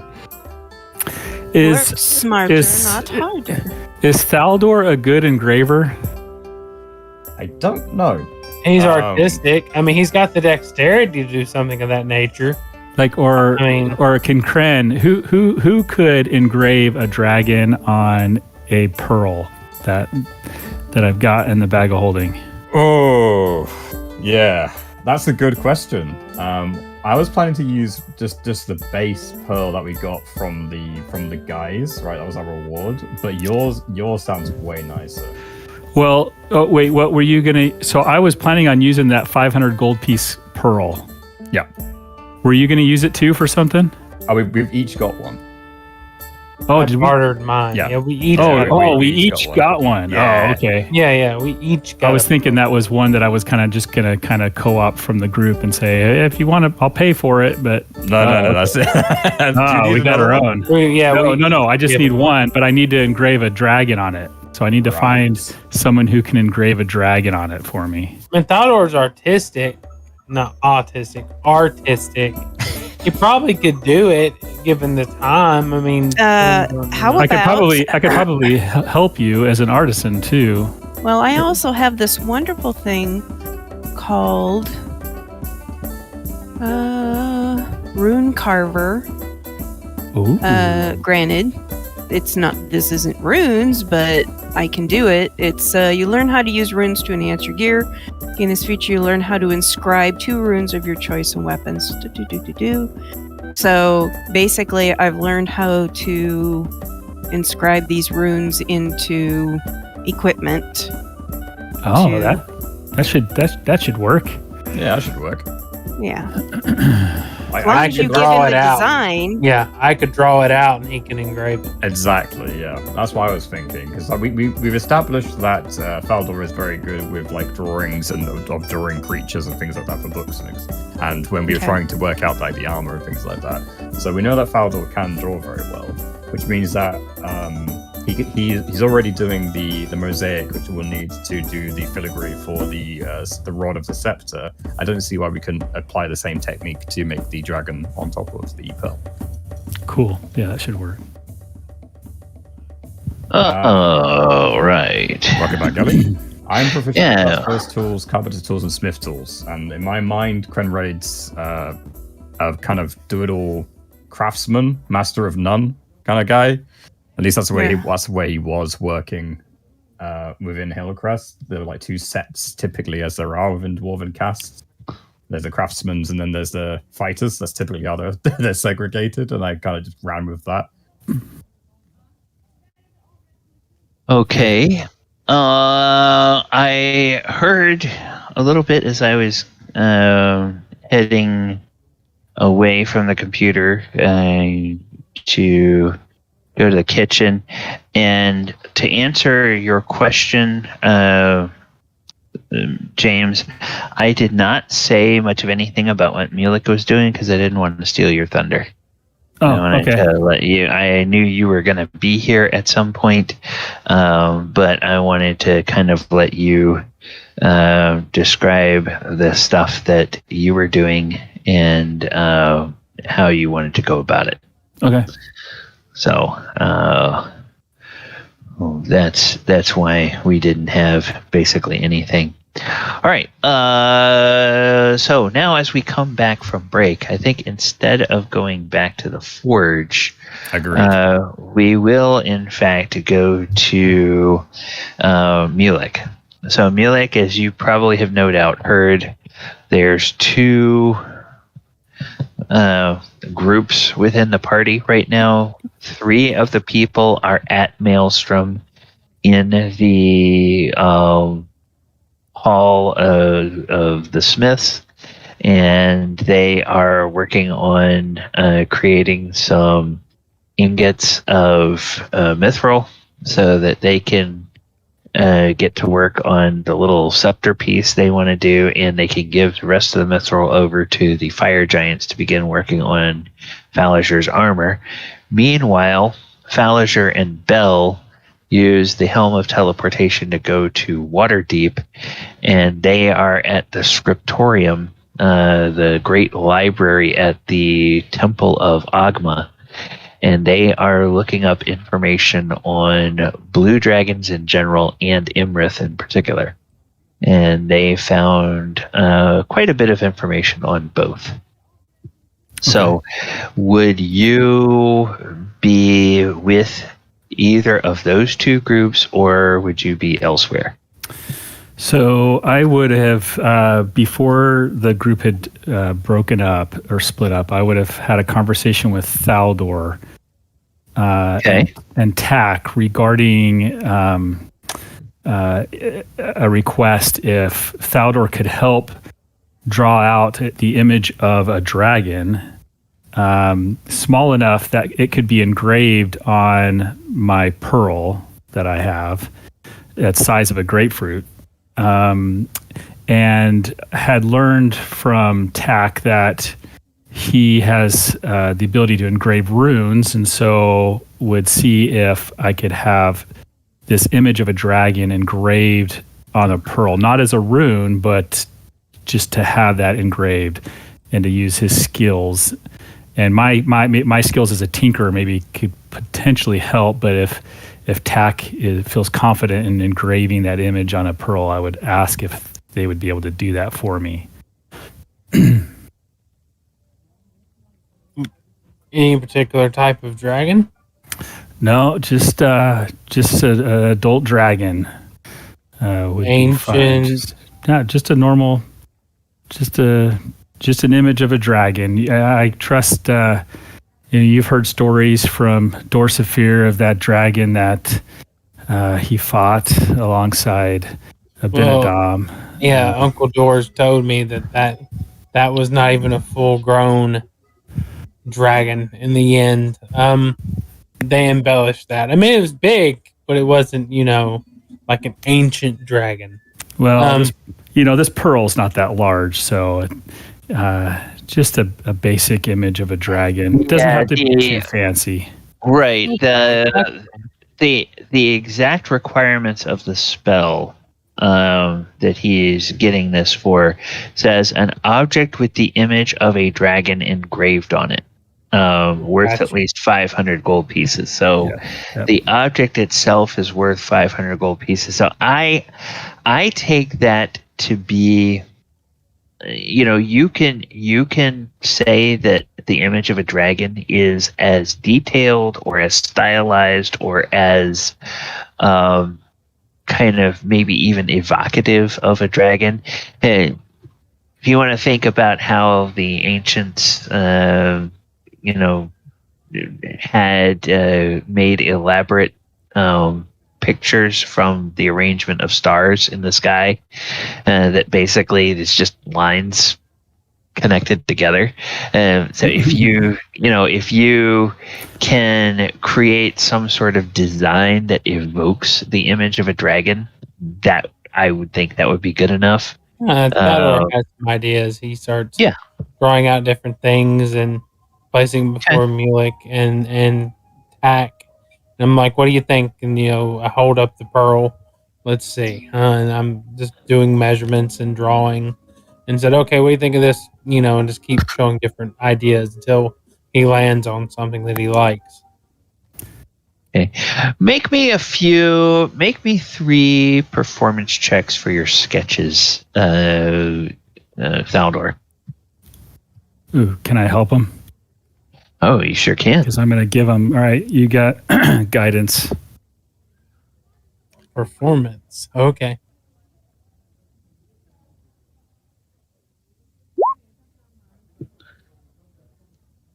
How many you want? 3 rolls? Yeah, 3 rolls.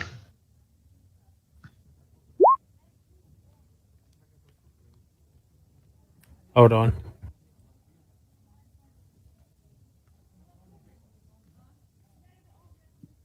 That was in order.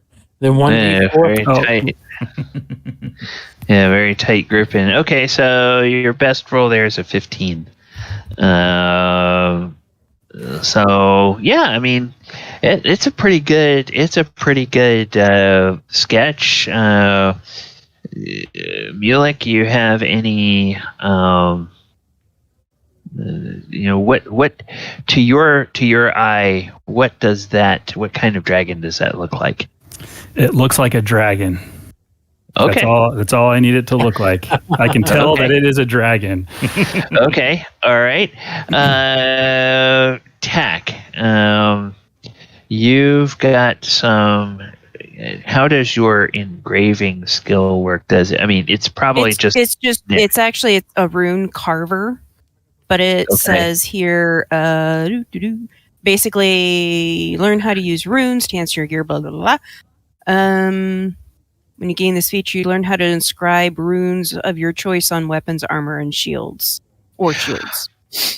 Okay. Flavor it how you like, by the sound of that. I think you could.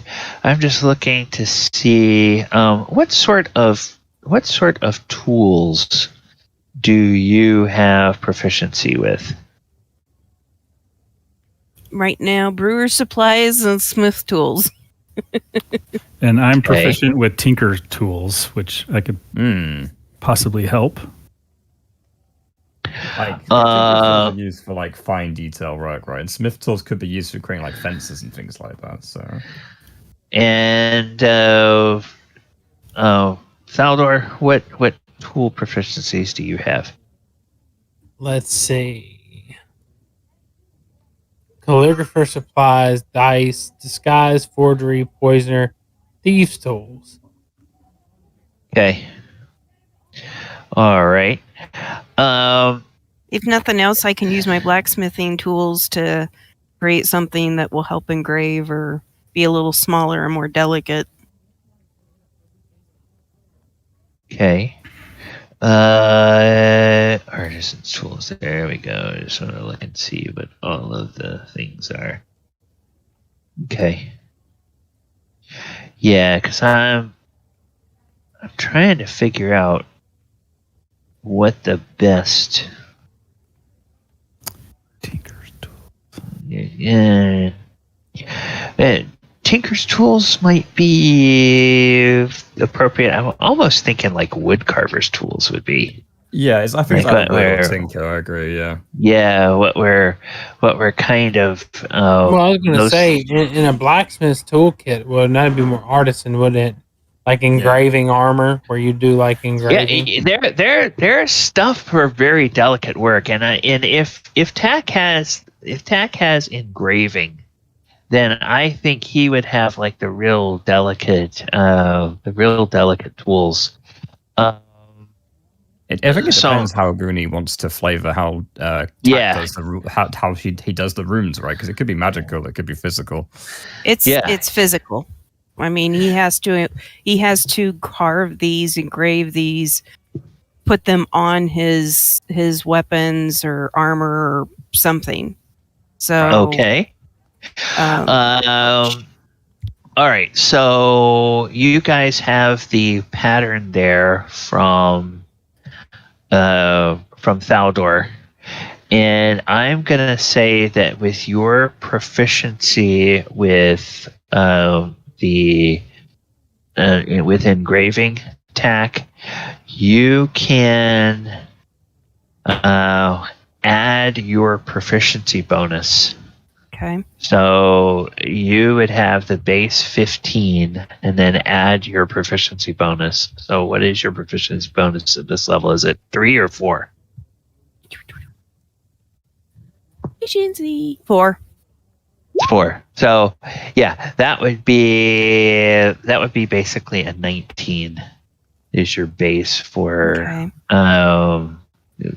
carving this dragon. Now, once everybody is happy that this is the design you guys want to go with, so that Mulek is going to definitely get a recognizable and usable image of a dragon on this pearl. Perfect.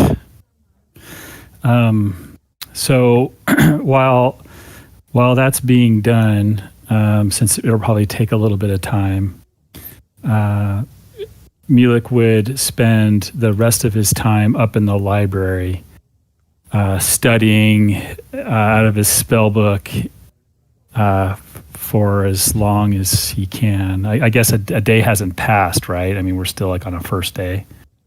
Yeah, this is probably still on the first day of work. Basically, the first day of work is just going to be in the forge. We'll be getting the ingots prepared. And then there's a couple of errands that they want to do at Waterdeep. So all of this research you do at the library, that takes you until about the middle of the afternoon. To where you get all this information at the library. So then the question for them would be, would they want to use the conch to return to Maelstrom overnight, kind of download what they found out about the dragons, and then do the shopping the next day? Or do they want to run around and try to do their shopping the same day that they're there in Waterdeep? How would you guys want to handle that? I'm sorry. Could you repeat that? Do you want to do your shopping? You were looking for a magical item. Do you want to do it the same day, or did you want to go back to the... Okay.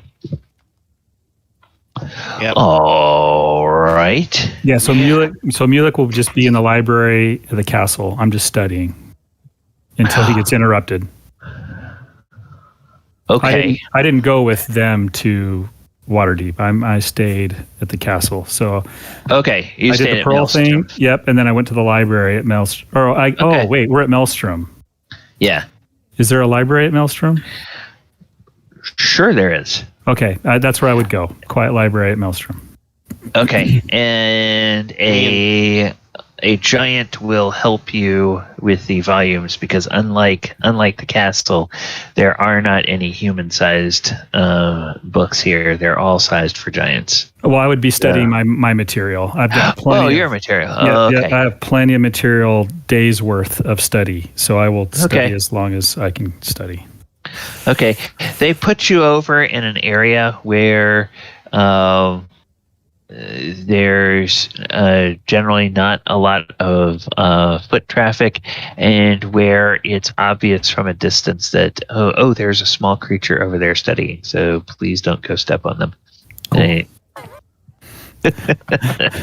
They put up a little sign. We got like a traffic cone. Yeah. Do not step on this creature. Actually, it's like they put a they put a human-sized chair up on top of one of the tables, and have it up next to the wall over there. So it's this giant-sized table that sits about 12 feet off the floor and is maybe 20 feet on a side for the table, and that normally 2 giants could sit at, and or maybe 1 giant with a large pile of books could sit at and study. But now you're just with a chair sitting on top of that table with all of your stuff arrayed around you. Perfect. All right. So you're studying that. All right. So then we will go back to Waterdeep, and we will find Falazure, and we will find Belle. They are at the Scriptorium, and they want to go to a shop. Okay, so let's see, places and locations. There we go. All right. So you're looking for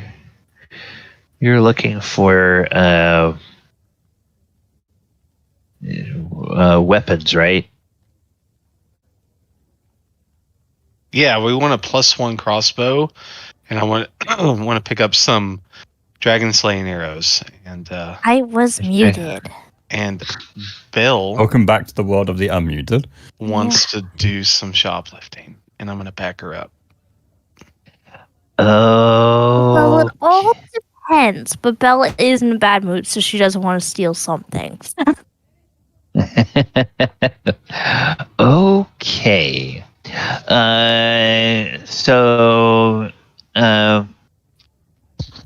You find a shop in the merchant district.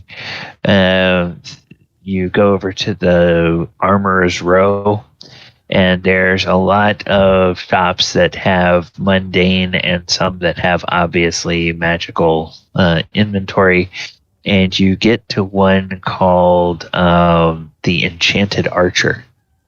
And out on the display in front of the shop, there are a number of very nice looking,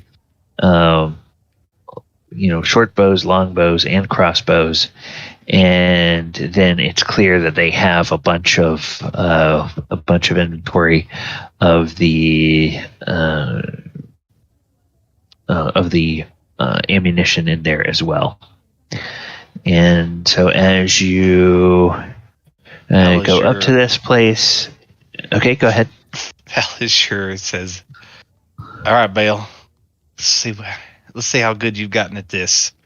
And he just gives her bardic inspiration. You can't just do it to anyone. I need to make sure that this person's a good person or a bad person. So let's just watch and see how he deals with 3 customers. And then I'll decide if he's worth these items or not. All right. So perhaps let's see if we can find any good crossbows, get the cost of them, and do research beforehand. You gotta be smart about this, little Falazure. She'll kind of boop his nose and then walk into the shop and try to take a look around. Aww. She still gets inspiration for 10 minutes. A D8. Okay. Yeah. All right. You walk in and you see that the proprietor at the Enchanted Archer weapon shop. Okay. The proprietor is someone called Ledrith Pirehorn. And Ledrith, he deals, he has the first person that he deals with is someone who is being very picky about wanting a specific kind of enchantment on a weapon. And he's talking to him about the various enchantments that he has on the weapon. And go ahead and make me a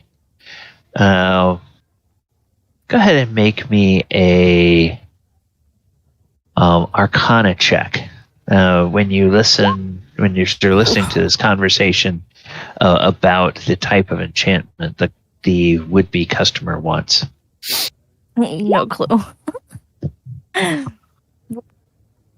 Oh my goodness. Oh, okay. All right. Yeah. You understand, Falazure, why this proprietor is getting a little bit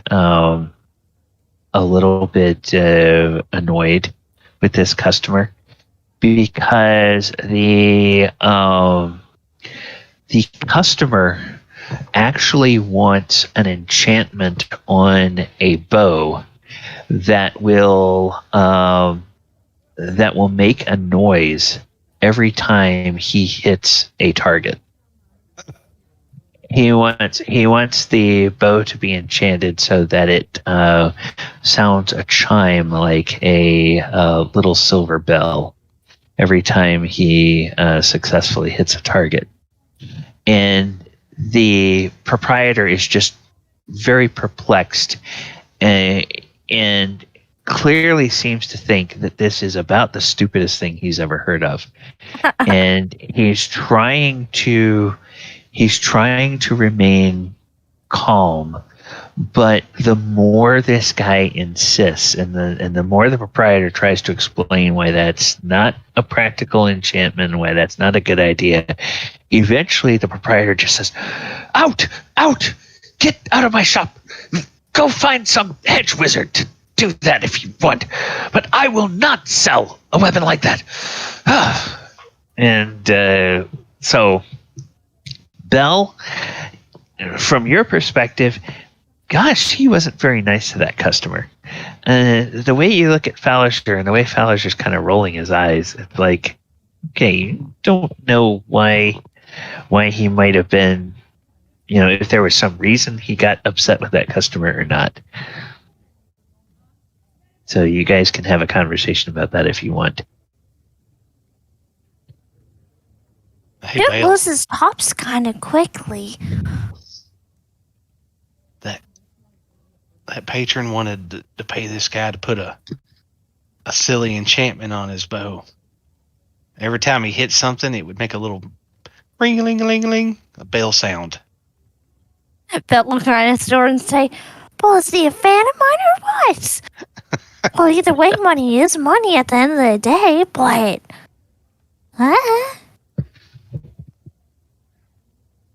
You see anything yet that you want to abscond off with?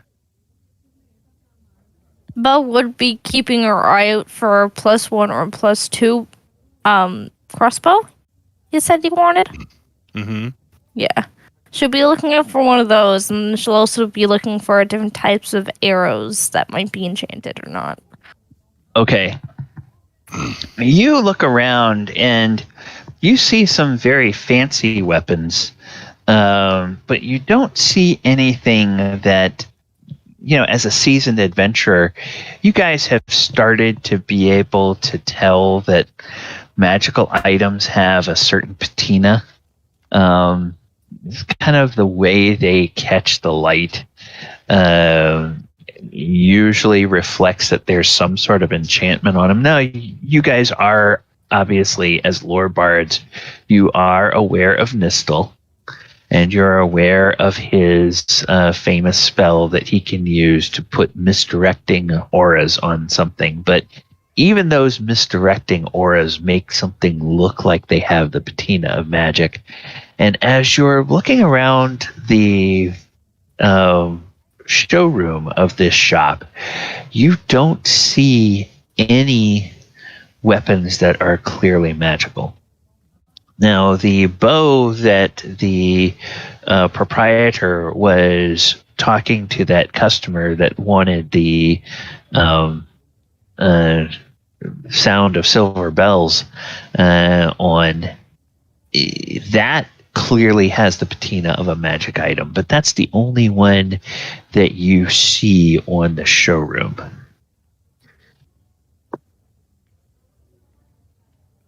I'll kind of turn to Falazure and kind of like sniffle her nose and say, I can't really get my nose on any magical stuff. Like, what a boring shop this is.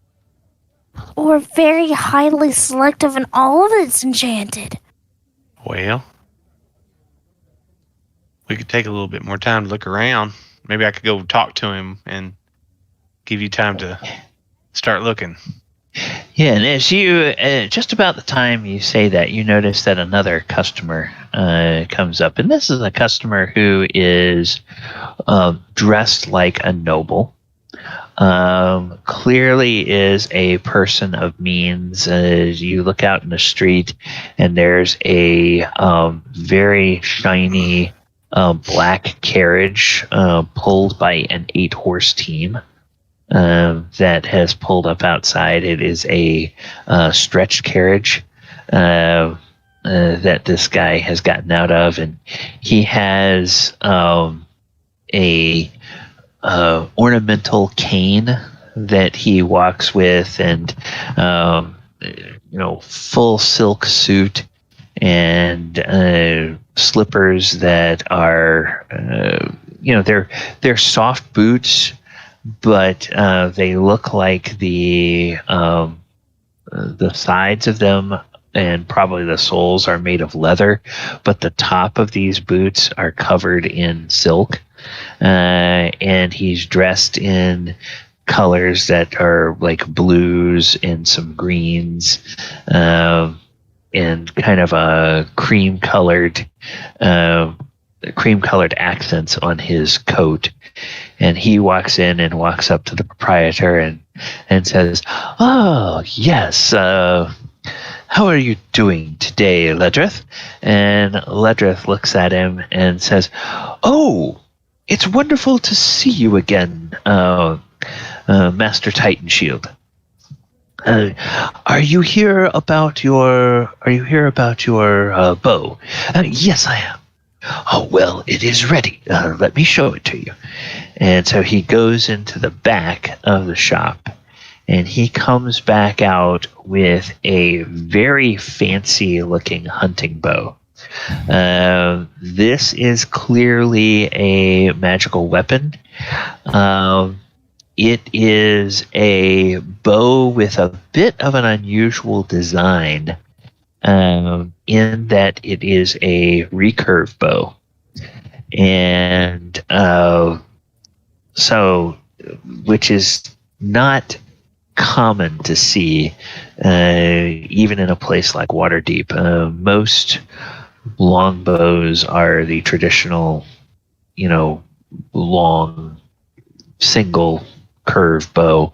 This one is sort of a recurve bow, so that it's a little bit shorter, but it would tend to give you the same kind of power as a longbow would.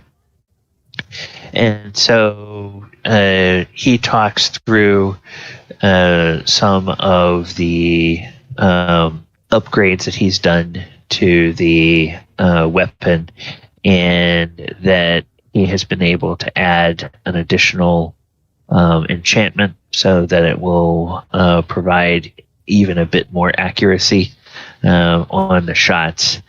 And the customer is extremely pleased with the work, and he says, this is fine. This is fine work. You always do such good work, Ledrith." And he reaches into his pocket of his coat, and he pulls out a small leather booklet. And he says, "Do you have a quill? I will pay you the remainder of the balance." And he says, "Oh yes." And so he brings out a quill for him, and he says, "I believe that we put half down and now half on delivery. So I think if my figures are correct, I owe you 6,000 gold." And the shopkeeper says, "Yes, 6,000 will cover it." And so he says, "Okay, wonderful." And so he opens up to a page in this little leather book, which you see is kind of like a little ledger, and he just jots out and writes out essentially a check, tears that out and hands it to the shopkeeper, and the shopkeeper says, "Oh, thank you very much." And he says, "Wonderful work." And then they bring out a very nice ornate wooden case. They open up the case. That's all lined in crushed satin and velvet. And they put the bow in that, and they close the case up, and they hand it to the customer, and the customer walks back out and gets into the carriage, and the carriage pulls away. Could I tell what kind of bow it was? It's a recurve bow, so it's an unusual bow. You would guess that it's probably a longbow. Has the same kind of power and range as a longbow. But it's not a longbow, or what? It's shorter in stature than a longbow, and it gets its power from the recurve. Right. So it's considered a short bow, but the properties of a longbow, or what? It's the size of a short bow, but it has the range and damage capabilities of a longbow. Okay, so it's classified as... Yeah, it's classified as a longbow. Mechanically, it would be a longbow, but aesthetically, it looks like a short bow. Got it. And was there anything magical about it that I could tell? Oh, it clearly had some enchantments on it. And he talked about how the shopkeeper talked about how he increased the enchantment. So, whatever it was, you would guess, like, if it was a +1 bow, he somehow was able to make it a +2, or if it was a +2, maybe he made it a +3, or maybe he put some other kind of enchantment on it in addition to the +2 attack and damage. I think Falazure would recall that Thaldohr, as a character, can't use longbows. So, I guess trying to. But you've seen crossbows here, so they sell crossbows. It's just a matter of whether they have any magical crossbows that you'd have to ask them about, because apparently they don't have any magical crossbows or magical bows, for that matter, on the showroom floor. Got it. So I gotta get it out. So Falazure, he says, "All right, Bill, back me up here," and he kind of confidently and elegantly walks up to the counter. I'll kind of just look at him and look back at the arrows that she's right in front of and just kind of scoff at him. And then she'll pick up one of each and every arrow and try to look at them herself and trying to figure out, like, which ones look different than the other ones. But she'll keep an ear out on Falazure if he actually needs backup or not. Okay. And the shopkeeper, Ledrith Pirehorn, he says, "Ah, welcome, sir. Welcome to the Enchanted Archer. How can I help you today?"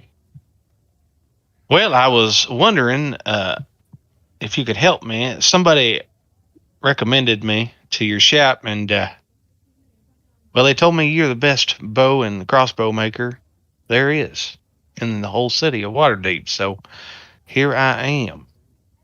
"Oh, well, thank you." And he gives you a little modest bow. I appreciate the compliment, sir. Yes, we do our best to provide top quality. We deal in both mundane and magical bows and crossbows. And we do have an assortment of some magical ammunition, although, of course, that is usually a bit harder to come by than the actual weapon. So our stock of that is always a bit limited. But what were you looking for today? Were you looking for a bow or a crossbow? Well, I need the best crossbow and the best dragon slaying arrows or other ammunition that you have in the shop. I'd like to purchase. Oh, the best. Well, the best. So let's take a look here.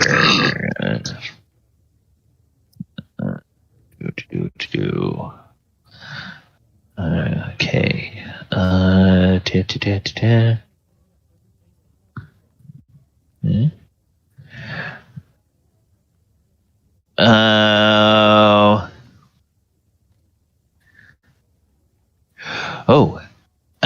He says, well, I do have an item that I think you might be very interested in. Tell me, are you using this in hunting for a specific kind of dragon? Or are you wanting to use this to hunt with the power of a dragon? Well, I mean, tell me about both. Well, I happen to have in an item called a Dragon Wing Light Crossbow. Now, I do have a... you are in luck that I have 3 of these items. Are you familiar with a Dragon Wing Light Crossbow? No, sir, I'm not. Once you please do tell. Okay. Well, this he says let me be right back. I will show the item to you and explain its function. And he disappears into the back, and he comes out a few moments later, and he's holding 2 different light crossbows, and they are of a similar design, but the material is of a different color. And you notice that the basically the bow part of the crossbow is shaped like a dragon's wings. Mm. And there is at the right on the stock of the crossbow where you would hold it, there is a gem inset into it. And one of these has a ruby set into it, and one of these has a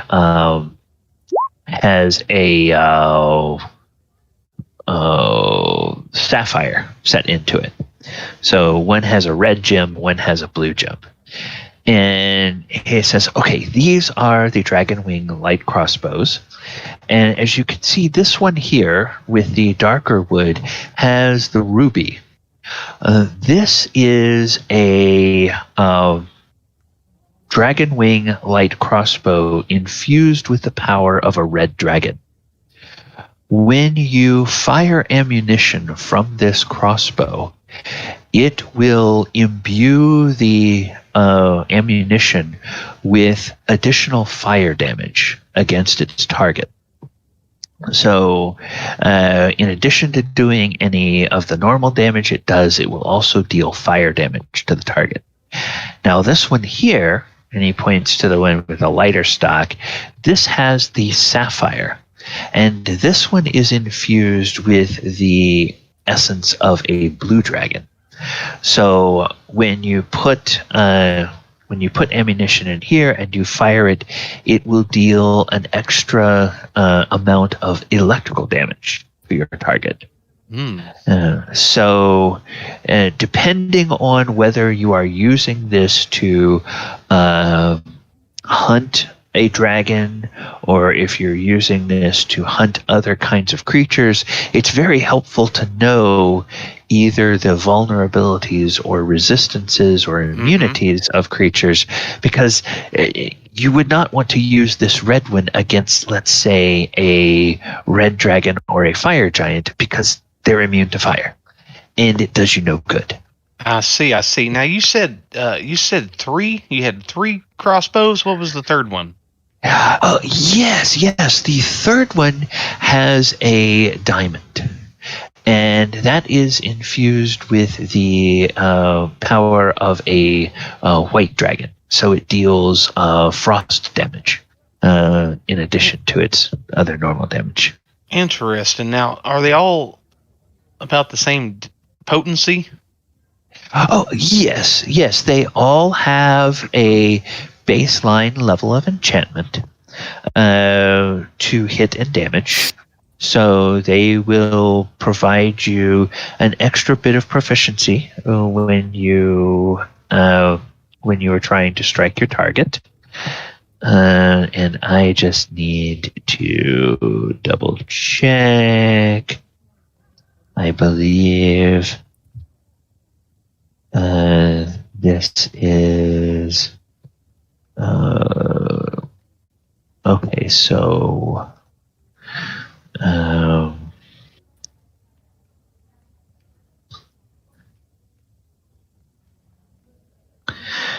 that is in fact yes. Okay. So that is.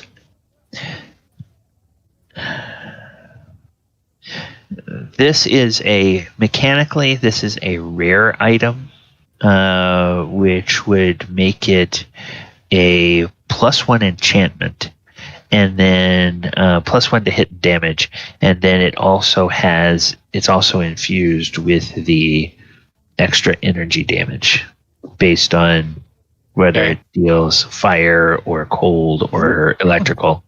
In the case of the 3 that he has. He looks over at Bill and he's like, well, what do you think? Fire or ice? Before we get to the point where he said anything, when the shopkeeper went back for Falazure, she would have slipped one of each of the arrows on her tail and just hidden it with the fluff. Okay, make a sleight of hand. You did make a sleight of hand. Okay, if you're trying to take 2, go ahead and make a second sleight of hand as well. Make a second one? Yep. Okay. Oh, wow. Okay, 2 21s. Yeah, you managed to sneak those, and you don't think anybody saw you. Belle kind of jump on over to Falazure like she normally does and say, well, ice, fire, desert. Ice might help. So if we put it on fire even more, then it might burn even faster of dehydration. What? What? I mean, you get to pick one. Which one would you think would be better? Well, okay. Mr. What's your face? Uh-huh. Not you, other Mr. What's his face? No, he's just like, uh-huh. And he just turns and looks, he's kind of shocked at what you just said to him. What do you think is the best way of killing a big old mean dragon that tried to be dead before 2 or 3 times but never really died and then got very much more magical powers and yeah. Ice or fire? You're asking the shopkeeper when he gets back. Oh, okay. All right. Let's see. That he would say, well, it kind of depends on what type of dragon you're hunting. Is this a chromatic dragon or is it a metallic dragon? Yeah. It's a chromatic dragon.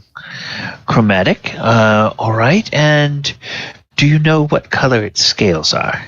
Yeah, it's a blue dragon. So I was thinking fire or Oh. ice. You know what? I just take both of them.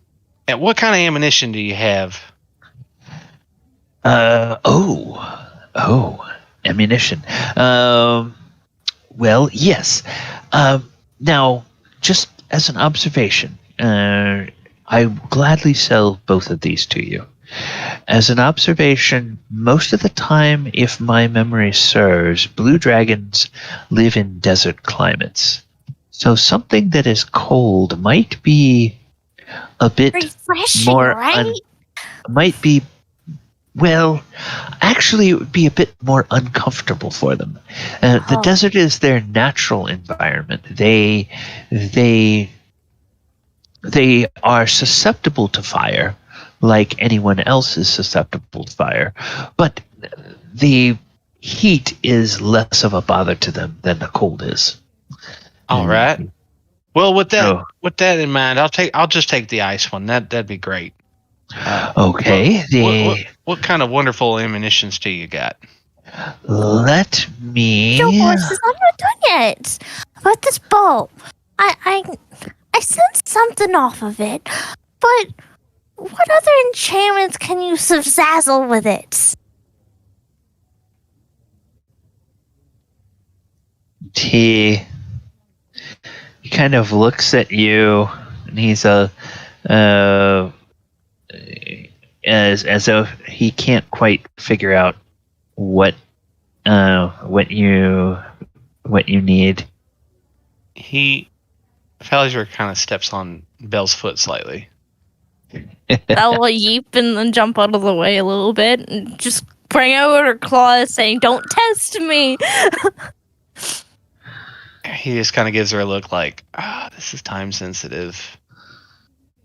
Yeah, about that, it would take you quite a while to put an enchantment on something, I imagine, right? It's not something you could do in a few minutes. No. We have to work with our magical artisans here in the city to make sure that the enchantments are added. Now, what I do have is I do have some crossbow bolts of walloping. Now, these crossbow bolts of walloping are they carry a strong enchantment. However, against a dragon, I'm not sure how much additional help they would be. They have the tendency, or they have the chance, to knock a creature prone when they are hit. Okay. Now, it is based on the energy of the attack against the creature's strength. And dragons are usually very, very strong. So using these walloping crossbow bolts against a creature with a great strength has a marginal chance of success. Oh, sounds great. Just put it right there and we'll just put it in a pile. What else you got? You got any dragon slaying arrows? You got anything else that might be interesting? Let's see. Slaying.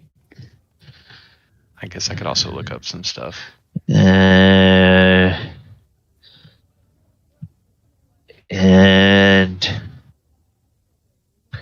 yeah, okay. You got some crossbolts +3. I guess I could get crossbow bolts of walloping. Yeah. Damn. So you can't get dragon slaying crossbolts? let me see. I need to do a check on some things. Wow.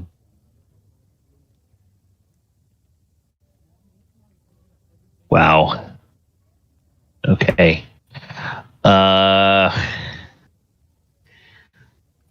He says, "Oh, I'm very sorry. I do not have any. You're hunting a blue dragon. I do not have any crossbow bolts of blue dragon slaying. Okay. What about normal arrows? You got any of those? Arrows of slaying. Let me check on that. Also, do you have, while you're checking on that, maybe you have just a good short bow that's magical against dragons or anything like that, maybe?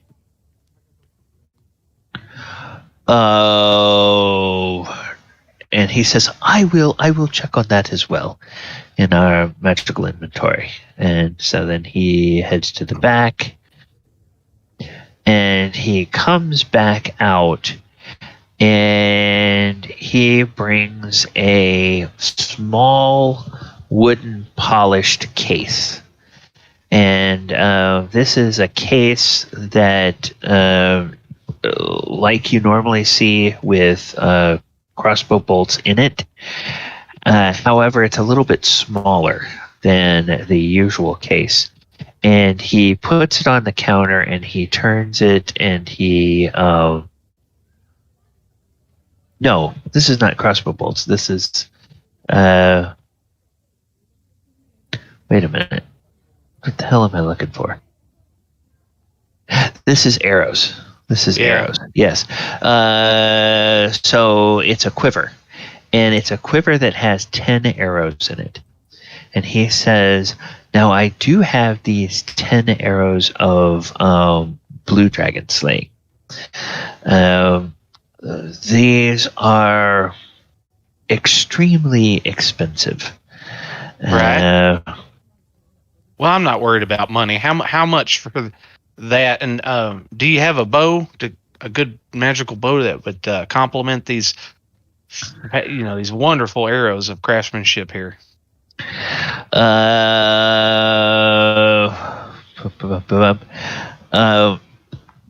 Best he has on a bow is just a +1. He's got a +1 short bow, +1 long bow at the moment. And actually, I have to rescind that and say, because I didn't realize as I was looking at that, arrows and bolts of slaying are a very rare item. Uh-huh. So you guys would not be able to technically find that until you're tier 3. So yeah. So we still have the crossbow, right? The crossbow. Yep. Yeah, okay. The crossbow, and that crossbow will cost.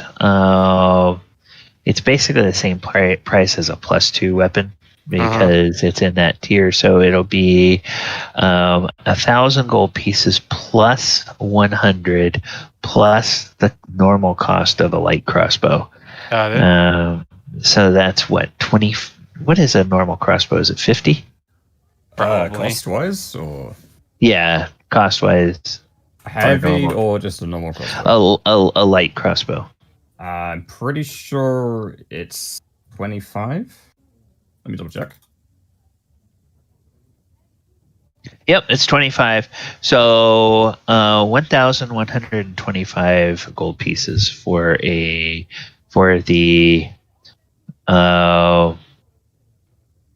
What were we calling it? We were calling it the crap.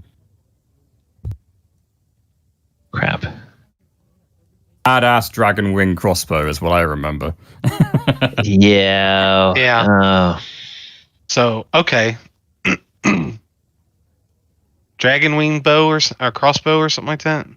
Dragon wing light crossbow. Okay, that's what it is. It's only 1,025. 1,125. Yeah. Okay, and because basically what it does is you it'll deal an extra d6 damage of cold. If you buy the one of cold, if 1125 is a price point where you would want to buy 2 of them, you could buy the one with the diamond and the one with the ruby, and then you'd have one that deals fire and one that deals cold damage. Okay, so out of character, just to speed this up, so we'll take a bunch of crossbolts of walloping, and can we get a bunch of crossbolt bolts +2 at least, because those are rare. Crossbow bolts +2. Yeah. Okay. Those are always okay. Ammunition is typically less. Let me just take a look and see.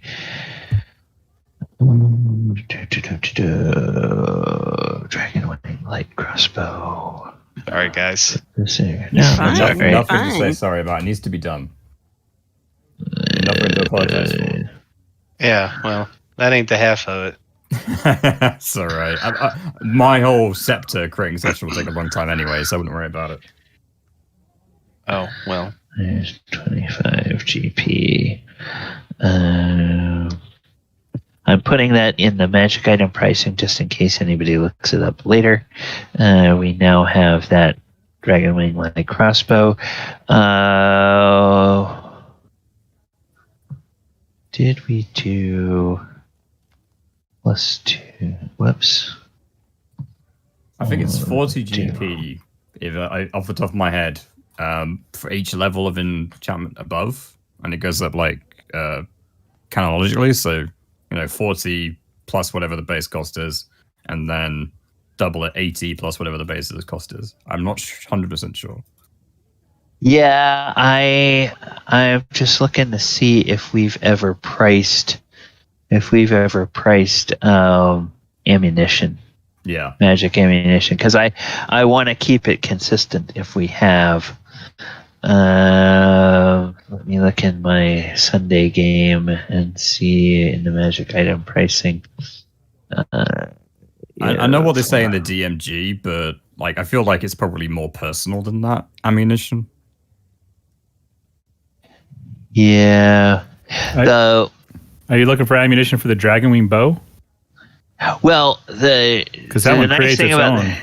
It doesn't need ammunition. Yeah, it creates its own ammunition. But you can use ammunition if you wish, and yes. So if you want that extra +2 on the attack, then you do that. Okay, here's what I am. Here we go. We priced +1 arrows in the other game. And it's 25 gold pieces each, or 400 gold pieces for a quiver of 20. So I think we'll do, I'm going to say +1 ammunition.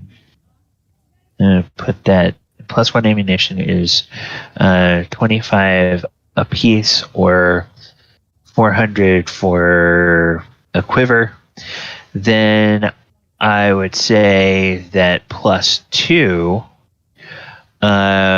would be, since it's that extra level of enchantment, it's probably going to be 75 gold pieces each, and probably close to. Well, I want 40 if I can get them. Okay, that's probably going to run you. I don't think we need 40 arrows. No, it's 40 bolts.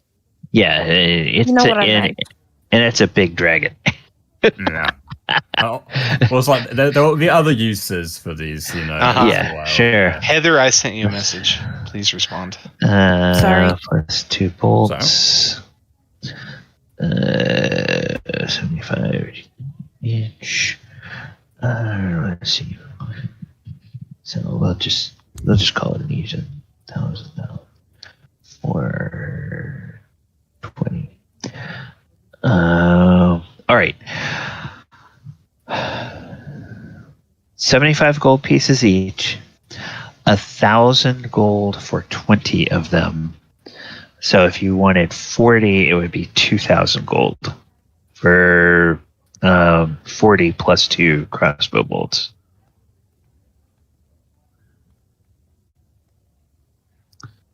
Okay.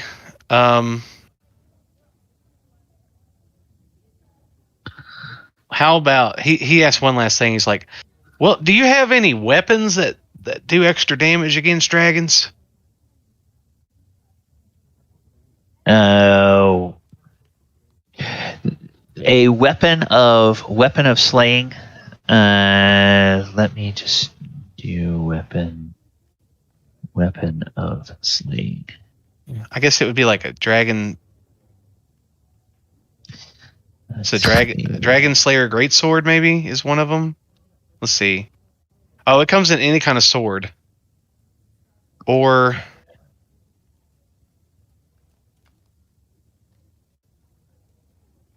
I don't know what he has available. Yeah, let's take a look.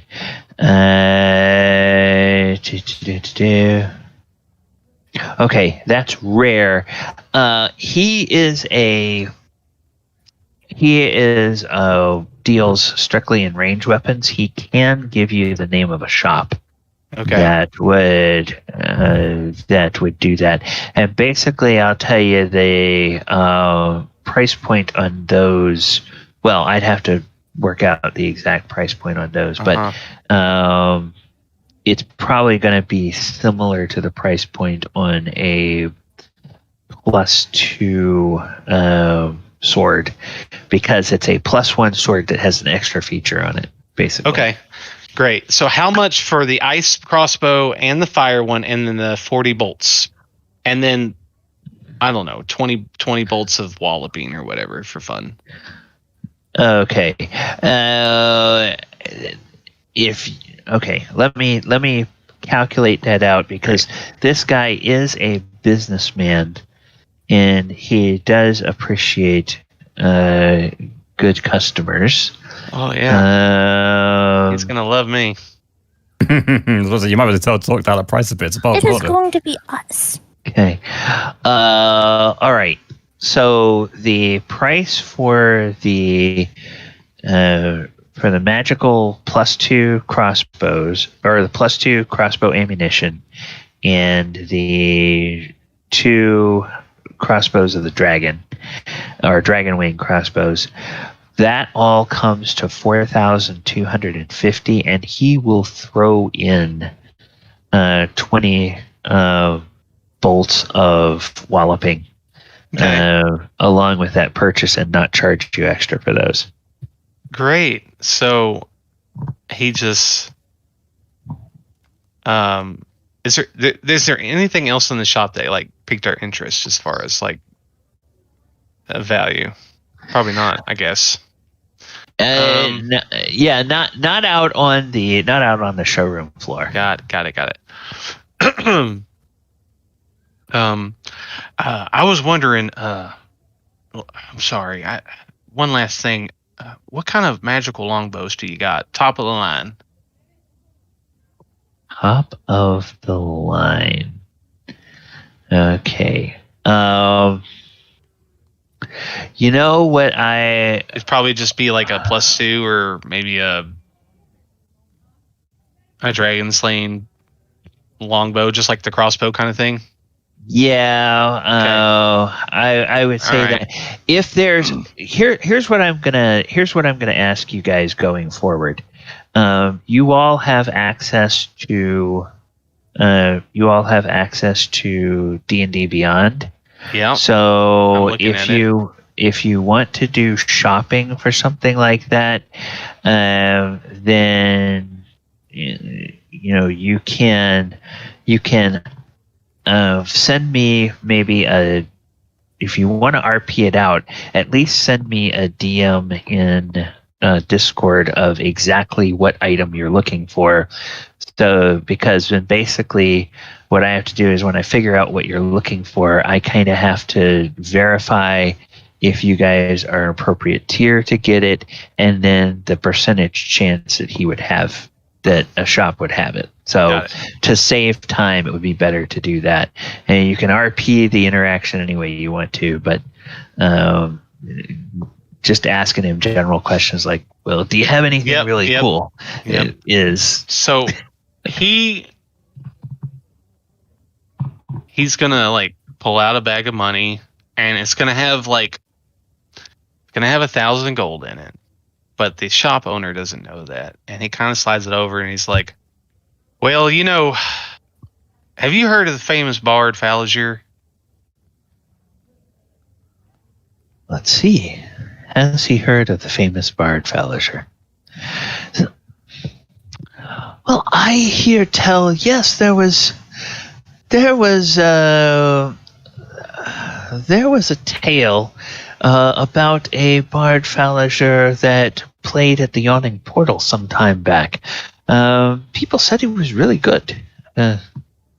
Yes. Well, I don't mean to brag too much, but my name's Falazure Ardenaeus, and I am that such bard. I'll kind of scoff and say, well, it's always about Falazure. Yeah, well. Would you like to have my autograph? Well, I bet you could get it would be, make some gold off of it. I might be able to. Well, look, sir, I do have, and he says, yes, I would love to have your autograph, and he points to the wall, kind of behind him, and there are some framed, basically pieces of parchment that have the likenesses and the signatures of some of Waterdeep's more famous people. There's a picture of Volo up there. Oh, wow. That is signed. There is there's a picture of Lord Dagult Neverember, who is at this point in time is the Open Lord of Waterdeep. Although he's kind of in hot water right now. So as the shopkeeper is talking, Falusure's like kind of looking at him and observing him. Like, what does he see? Like, what kind of clothes? What kind of race is he? He appears to be human. Uh-huh. He is a man in his middle years, very lean gentleman, but has on his fingers the calluses of somebody who uses the bow a lot. And he's got an extremely steady hand and steady eye, and he's seems very knowledgeable about the different types of weapons and uses of the various weapons and everything. And he knows a lot about the different kinds of creatures that people would be either trying to defend against or trying to attack. So he asks a lot of questions to sort of fit the right weapon with the right customer. He says, you know what? I like you so much, I think I'll take that lightning crossbow as well. We'll just throw it in there for the same. I mean, for more, of course, for what you sold me the other ones for, if you don't mind. Can I borrow this pen and a piece of paper? I'll go ahead and give you my Hancock right here. Oh, yes, of course. And he's like, do you have a portrait of yourself? Not on me currently, but I'll definitely check back in and give you one. And he starts writing. He's like, to my dear friend, and he looks up at the shopkeeper. Yeah, it's, what is his name again?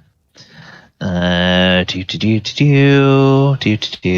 go back to general. Cal's ears will just slightly go down, like, oh, no one asked for my autograph.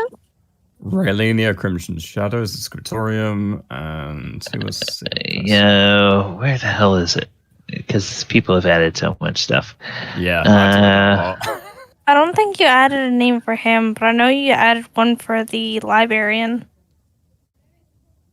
Yeah. Yeah, it looks like that's the case, yeah. Oh.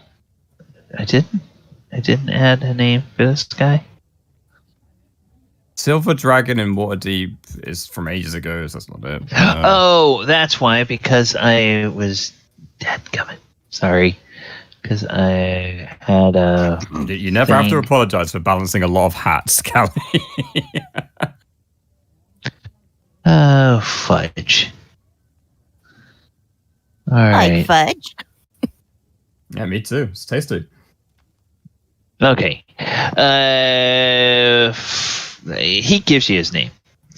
Okay, great. And he writes it down and he slides it over.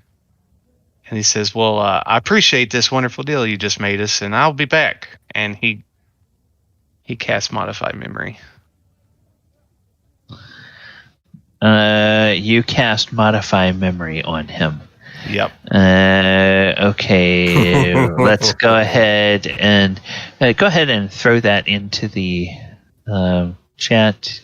What that does, and I will.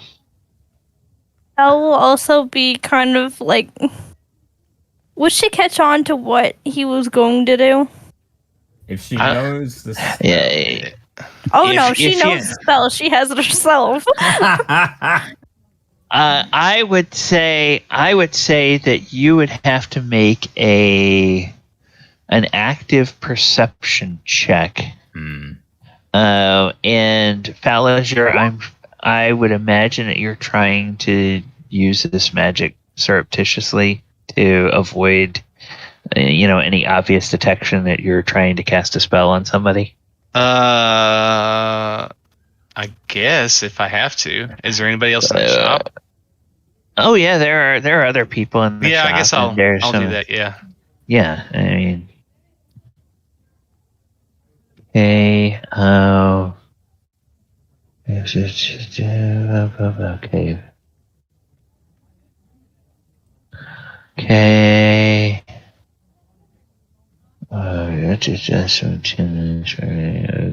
Okay. So basically, he's going to attempt to modify the shopkeeper's memory, as is. Oh, he comes in. He realizes that it's Falazure Ardenaeus, the famous bard, and he's so excited. And he asks, he gets an autograph, and he gives me this huge discount because he can't wait to tell his friends that Falazure, the bard, came into his shop, and yada yada. And instead of paying whatever it was like 5,000 gold or whatever it was going to end up being for the 3 crossbows and the ammunition, and he just put 1,000 gold over there. Okay. Your spell save DC is a 16. That's correct. So then he rolls a Wisdom saving throw, I think. Yeah. Yep. Oh God. There we go. Let's go. Okay, so that, and sorry, I'm having to look some stuff up. Player's handbook. Okay, you guys do these things with these generic NPCs, so I have to figure out some things on the fly. I'm so sorry. This took forever. I wanted to cast this like 10 minutes ago. I was just like had to role play it out. All right. I've also been keeping this spell in my pocket. I'm like, you know what? For some evil trickery, Belle's gonna use this, but I'm gonna wait until the perfect time to let anyone I know this. Because it's such an amazing spell, possibly. You might have to back up Falazure if this goes horribly wrong. I was about to say, yeah, it won't be in your pocket very long in a minute. Oh my gosh! Addy roll.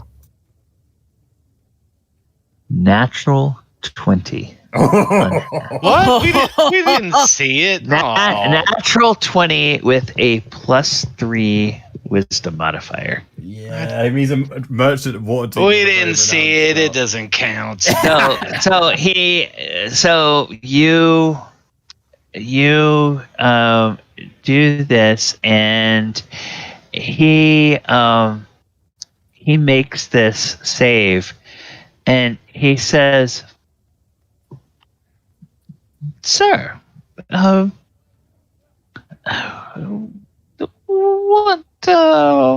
what was that, sir?"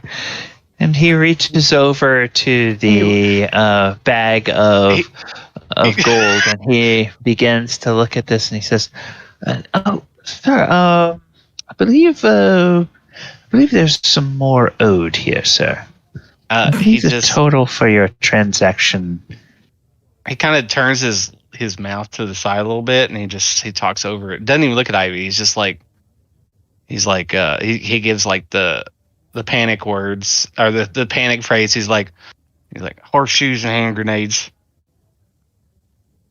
Kind of like look at the shopkeeper looking at the bag, and she'll kind of tap his hand and say, "Oh, no, that isn't it yet. I have my own dues to pay too.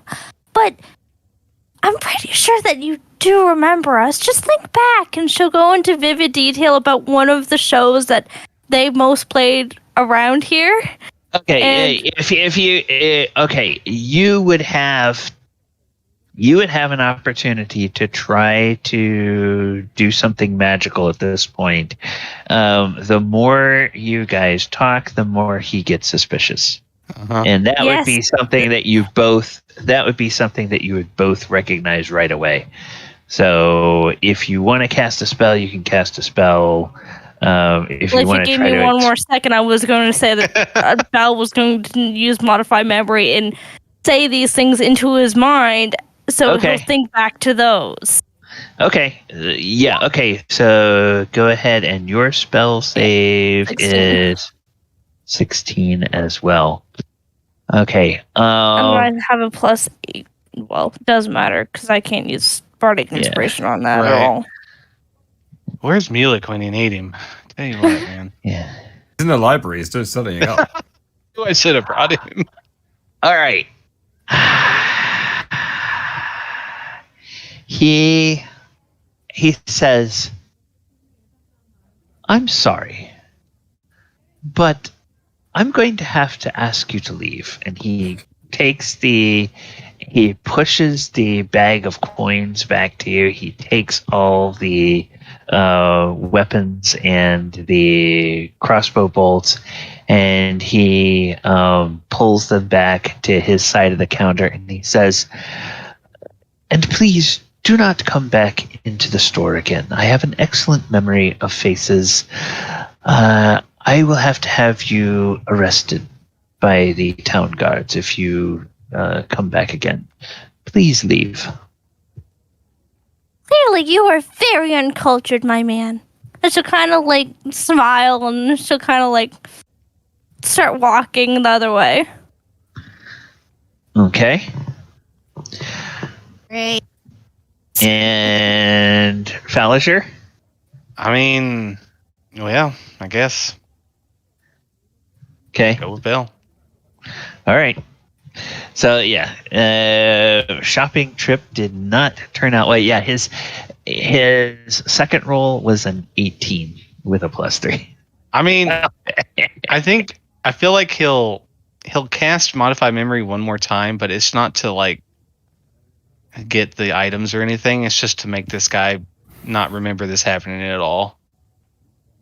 So if you'll let me do that, I'll cast it again. You got to wait 24 hours. Yeah. Oh, that's right. Technically speaking, that is correct. Yeah. Roll 0. Since it's different casters, I allowed each of you to cast it once, but it would be 24 hours before you could cast it again, or 24 hours before. Man, what'd you roll? What'd you roll? And tell Falazure to follow her a little bit as they go into a park or somewhere close by, but not too close. And she'll say, well, we may have not been able to swindle him, but I do have quite a good memory on where he was going, because he went 3 or 4 times in the back. So all we have to do is break it under, a little tit for tat. Oh. That person was very uncultured, and he does not tickle my fancy. Wait, what? Uncultured because he didn't let you steal from him and modify his memory.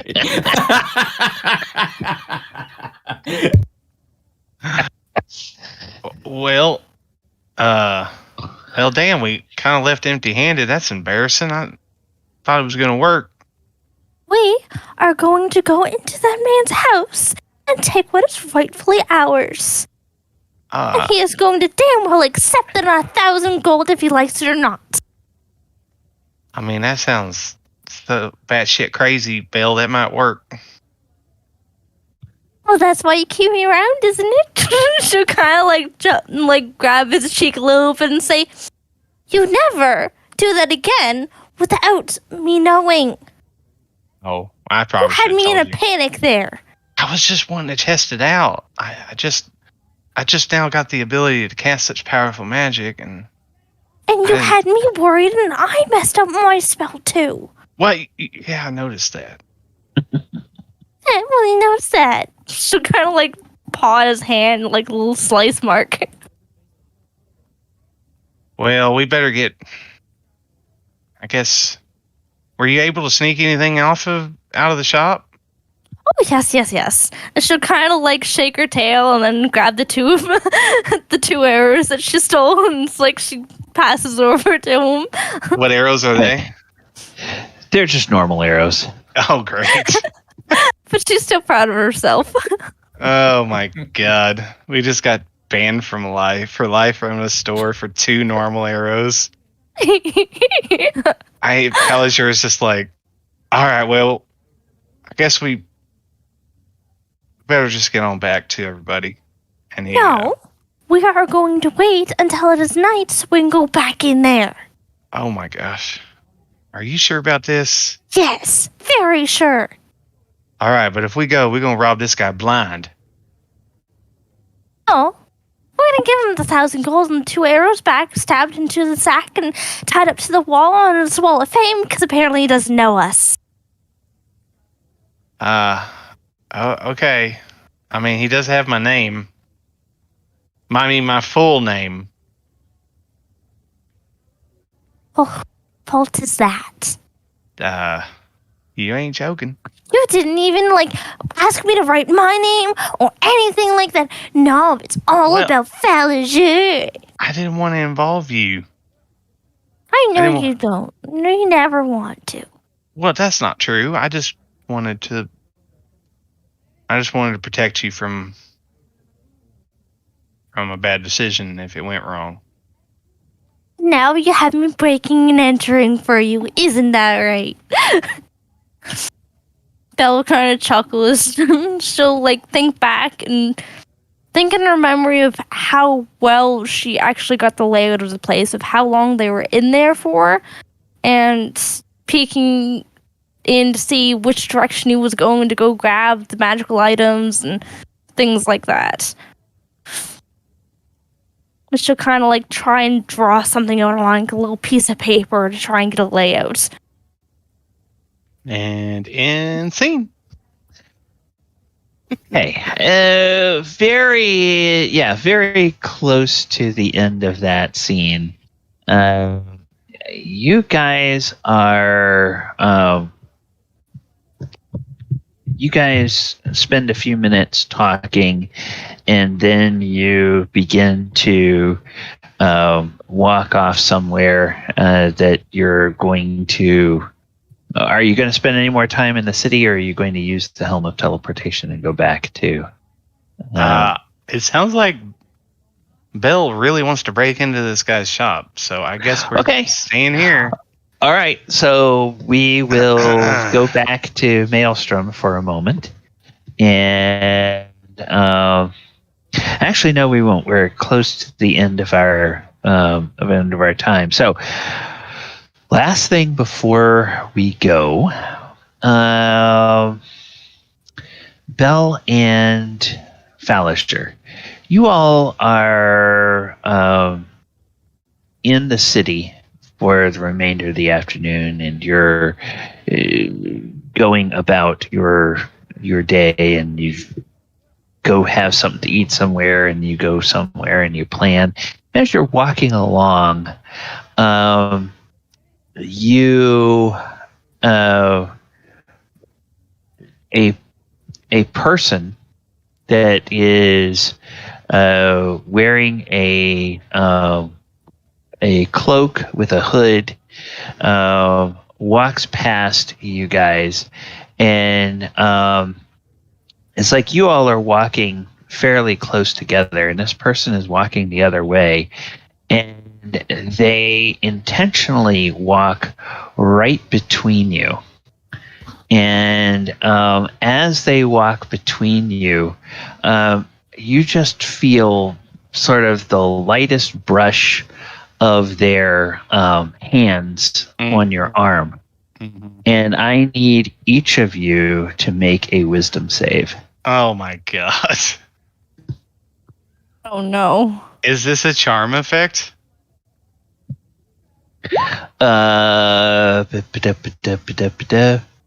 No. Okay. This is not a charm effect.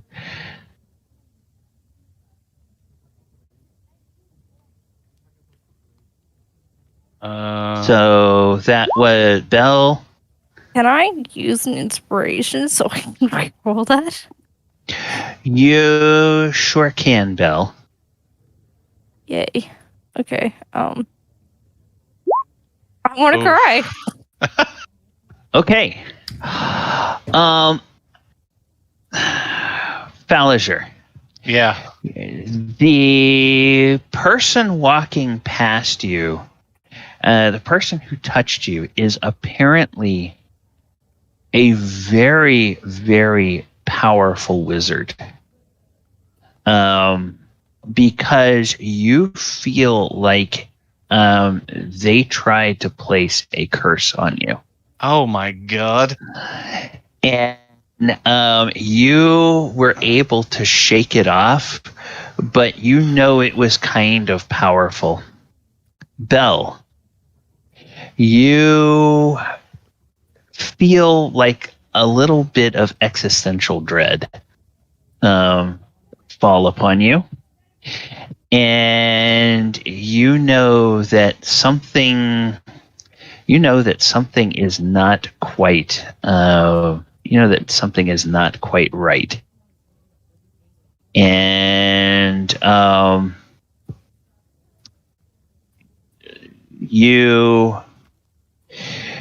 you're not quite sure what it is, but I have to make a note in my session notes of what is happening. But you just sense that something is not quite right, and you think it's going to be a while. Well, how quickly is this person walking away, and how quickly can she feel the difference? You can feel the difference almost right away.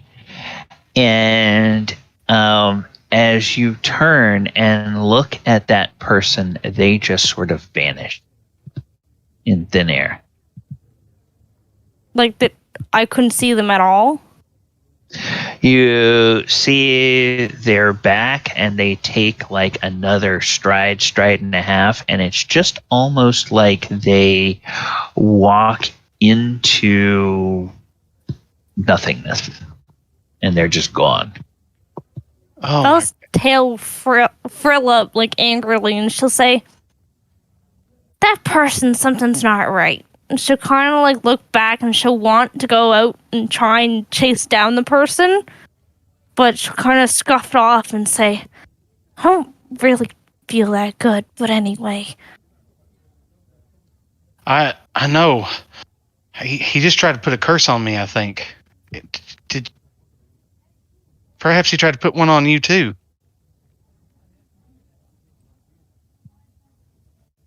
Can I like Before we end the session, can I kind of assess to see if she's been cursed or something? Or whatever he tried to cast on me was tried to be cast on her? Or? You would presume that he or she, because you didn't really get a good look at their face, probably did something similar to both of you.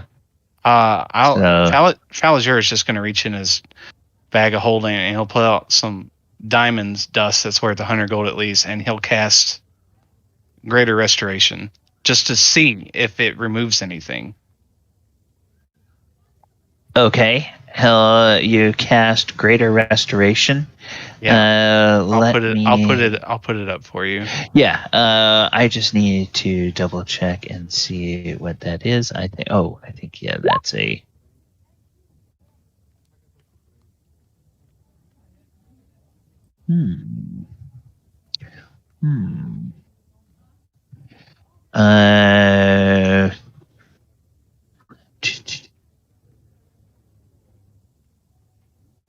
Okay. All right. Yeah. Belle, when Falazure sprinkles some diamond dust on you and touches you and says some words, you feel okay. Whatever was wrong feels like it is now restored. And since this is not going to affect you, I will go ahead and put this into the chat, what the curse was that he tried to place on both of you. Oh my God. Belle, if she was mad before, she's going to be furious. While cursed, the target must make a wisdom saving throw at the start of each of its turns. If it fails, it wastes its action that turn doing nothing. Oh my God. That's right. And you get the sense from your... I'm going to give this to you because your roll was so high, Falazure, at 27. You know that this was cast on you in a way that it would have been permanent until dispelled. My gosh. So he says, Bale, he just tried to... Or he or she, whoever... It's not a coincidence. That shop owner, either he did it himself or he paid someone to put a nasty curse on us. Belle's tear one stiff and relax whenever she had the dust sprinkled all over, but then her eyes get caught and say, "Oh, we're robbing that sucker now." Now it's personal. Okay. Now it's personal. All right. Well, they won't even give them back their 2 arrows. Ladies and gentlemen, join us next week when some of our party members may be trying to fight a dragon, or some of our party members may be trying to bail other party members out of the Waterdeep city dungeons. So one of these two might happen. But yes, it's like, oh my God, you guys had some bad luck there. A natural 20 on his saving throw, and then a natural 18 on the die. With a guy that has a higher than average wisdom score. Yeah. I mean, it does make sense. He is a shop owner in Waterdeep. He's a shop owner of a magic shop in Waterdeep. So, yeah, it's like you don't get to that point without being really good at what you do and probably being above average in similar way that adventurers are above average. I just wanted to have fun. I'm shocked he didn't have like charms or something else in the store that just prohibited magic use. You know? Yeah, well, it's and yeah, maybe he probably dealing in magic items like he does. He probably has friends in high places. What can I say? When Falazure gets around Belle, she's a bad influence on him. God. That's it. Blame Belle. I see how it is. Poor Belle. It's always her fault. Let's make some reasons between why Belle wants to do this. An elf at the ship was very, very rude to her. So she wants to kill somebody, but she wasn't able to kill somebody, so she's holding up that anger. And then she's mad at Thaldohr and them for tricking her. So then that's even more built up anger. She's just Tricking her. And then on top of that, it's the unknown of this person that's following them around, and she's curious and she wants to nail on the tack. But she doesn't want to be mean. So she's holding up that anger. She's just chaotically vindictive then. That's And what now you're saying. she has shinies in front of her where there's a very mean person who shouldn't deserve them. So she's gonna take them. The very mean shop owner who owns the items. I was like, wow, this is only 4,000 gold. It's even worth trying to pull off this shenanigans. And I was like, God, let's do it for the lulz. Let's do it for the lulz. Good lord. Yes. Okay. So I have a couple of things to work on during the week for this game next time. All right.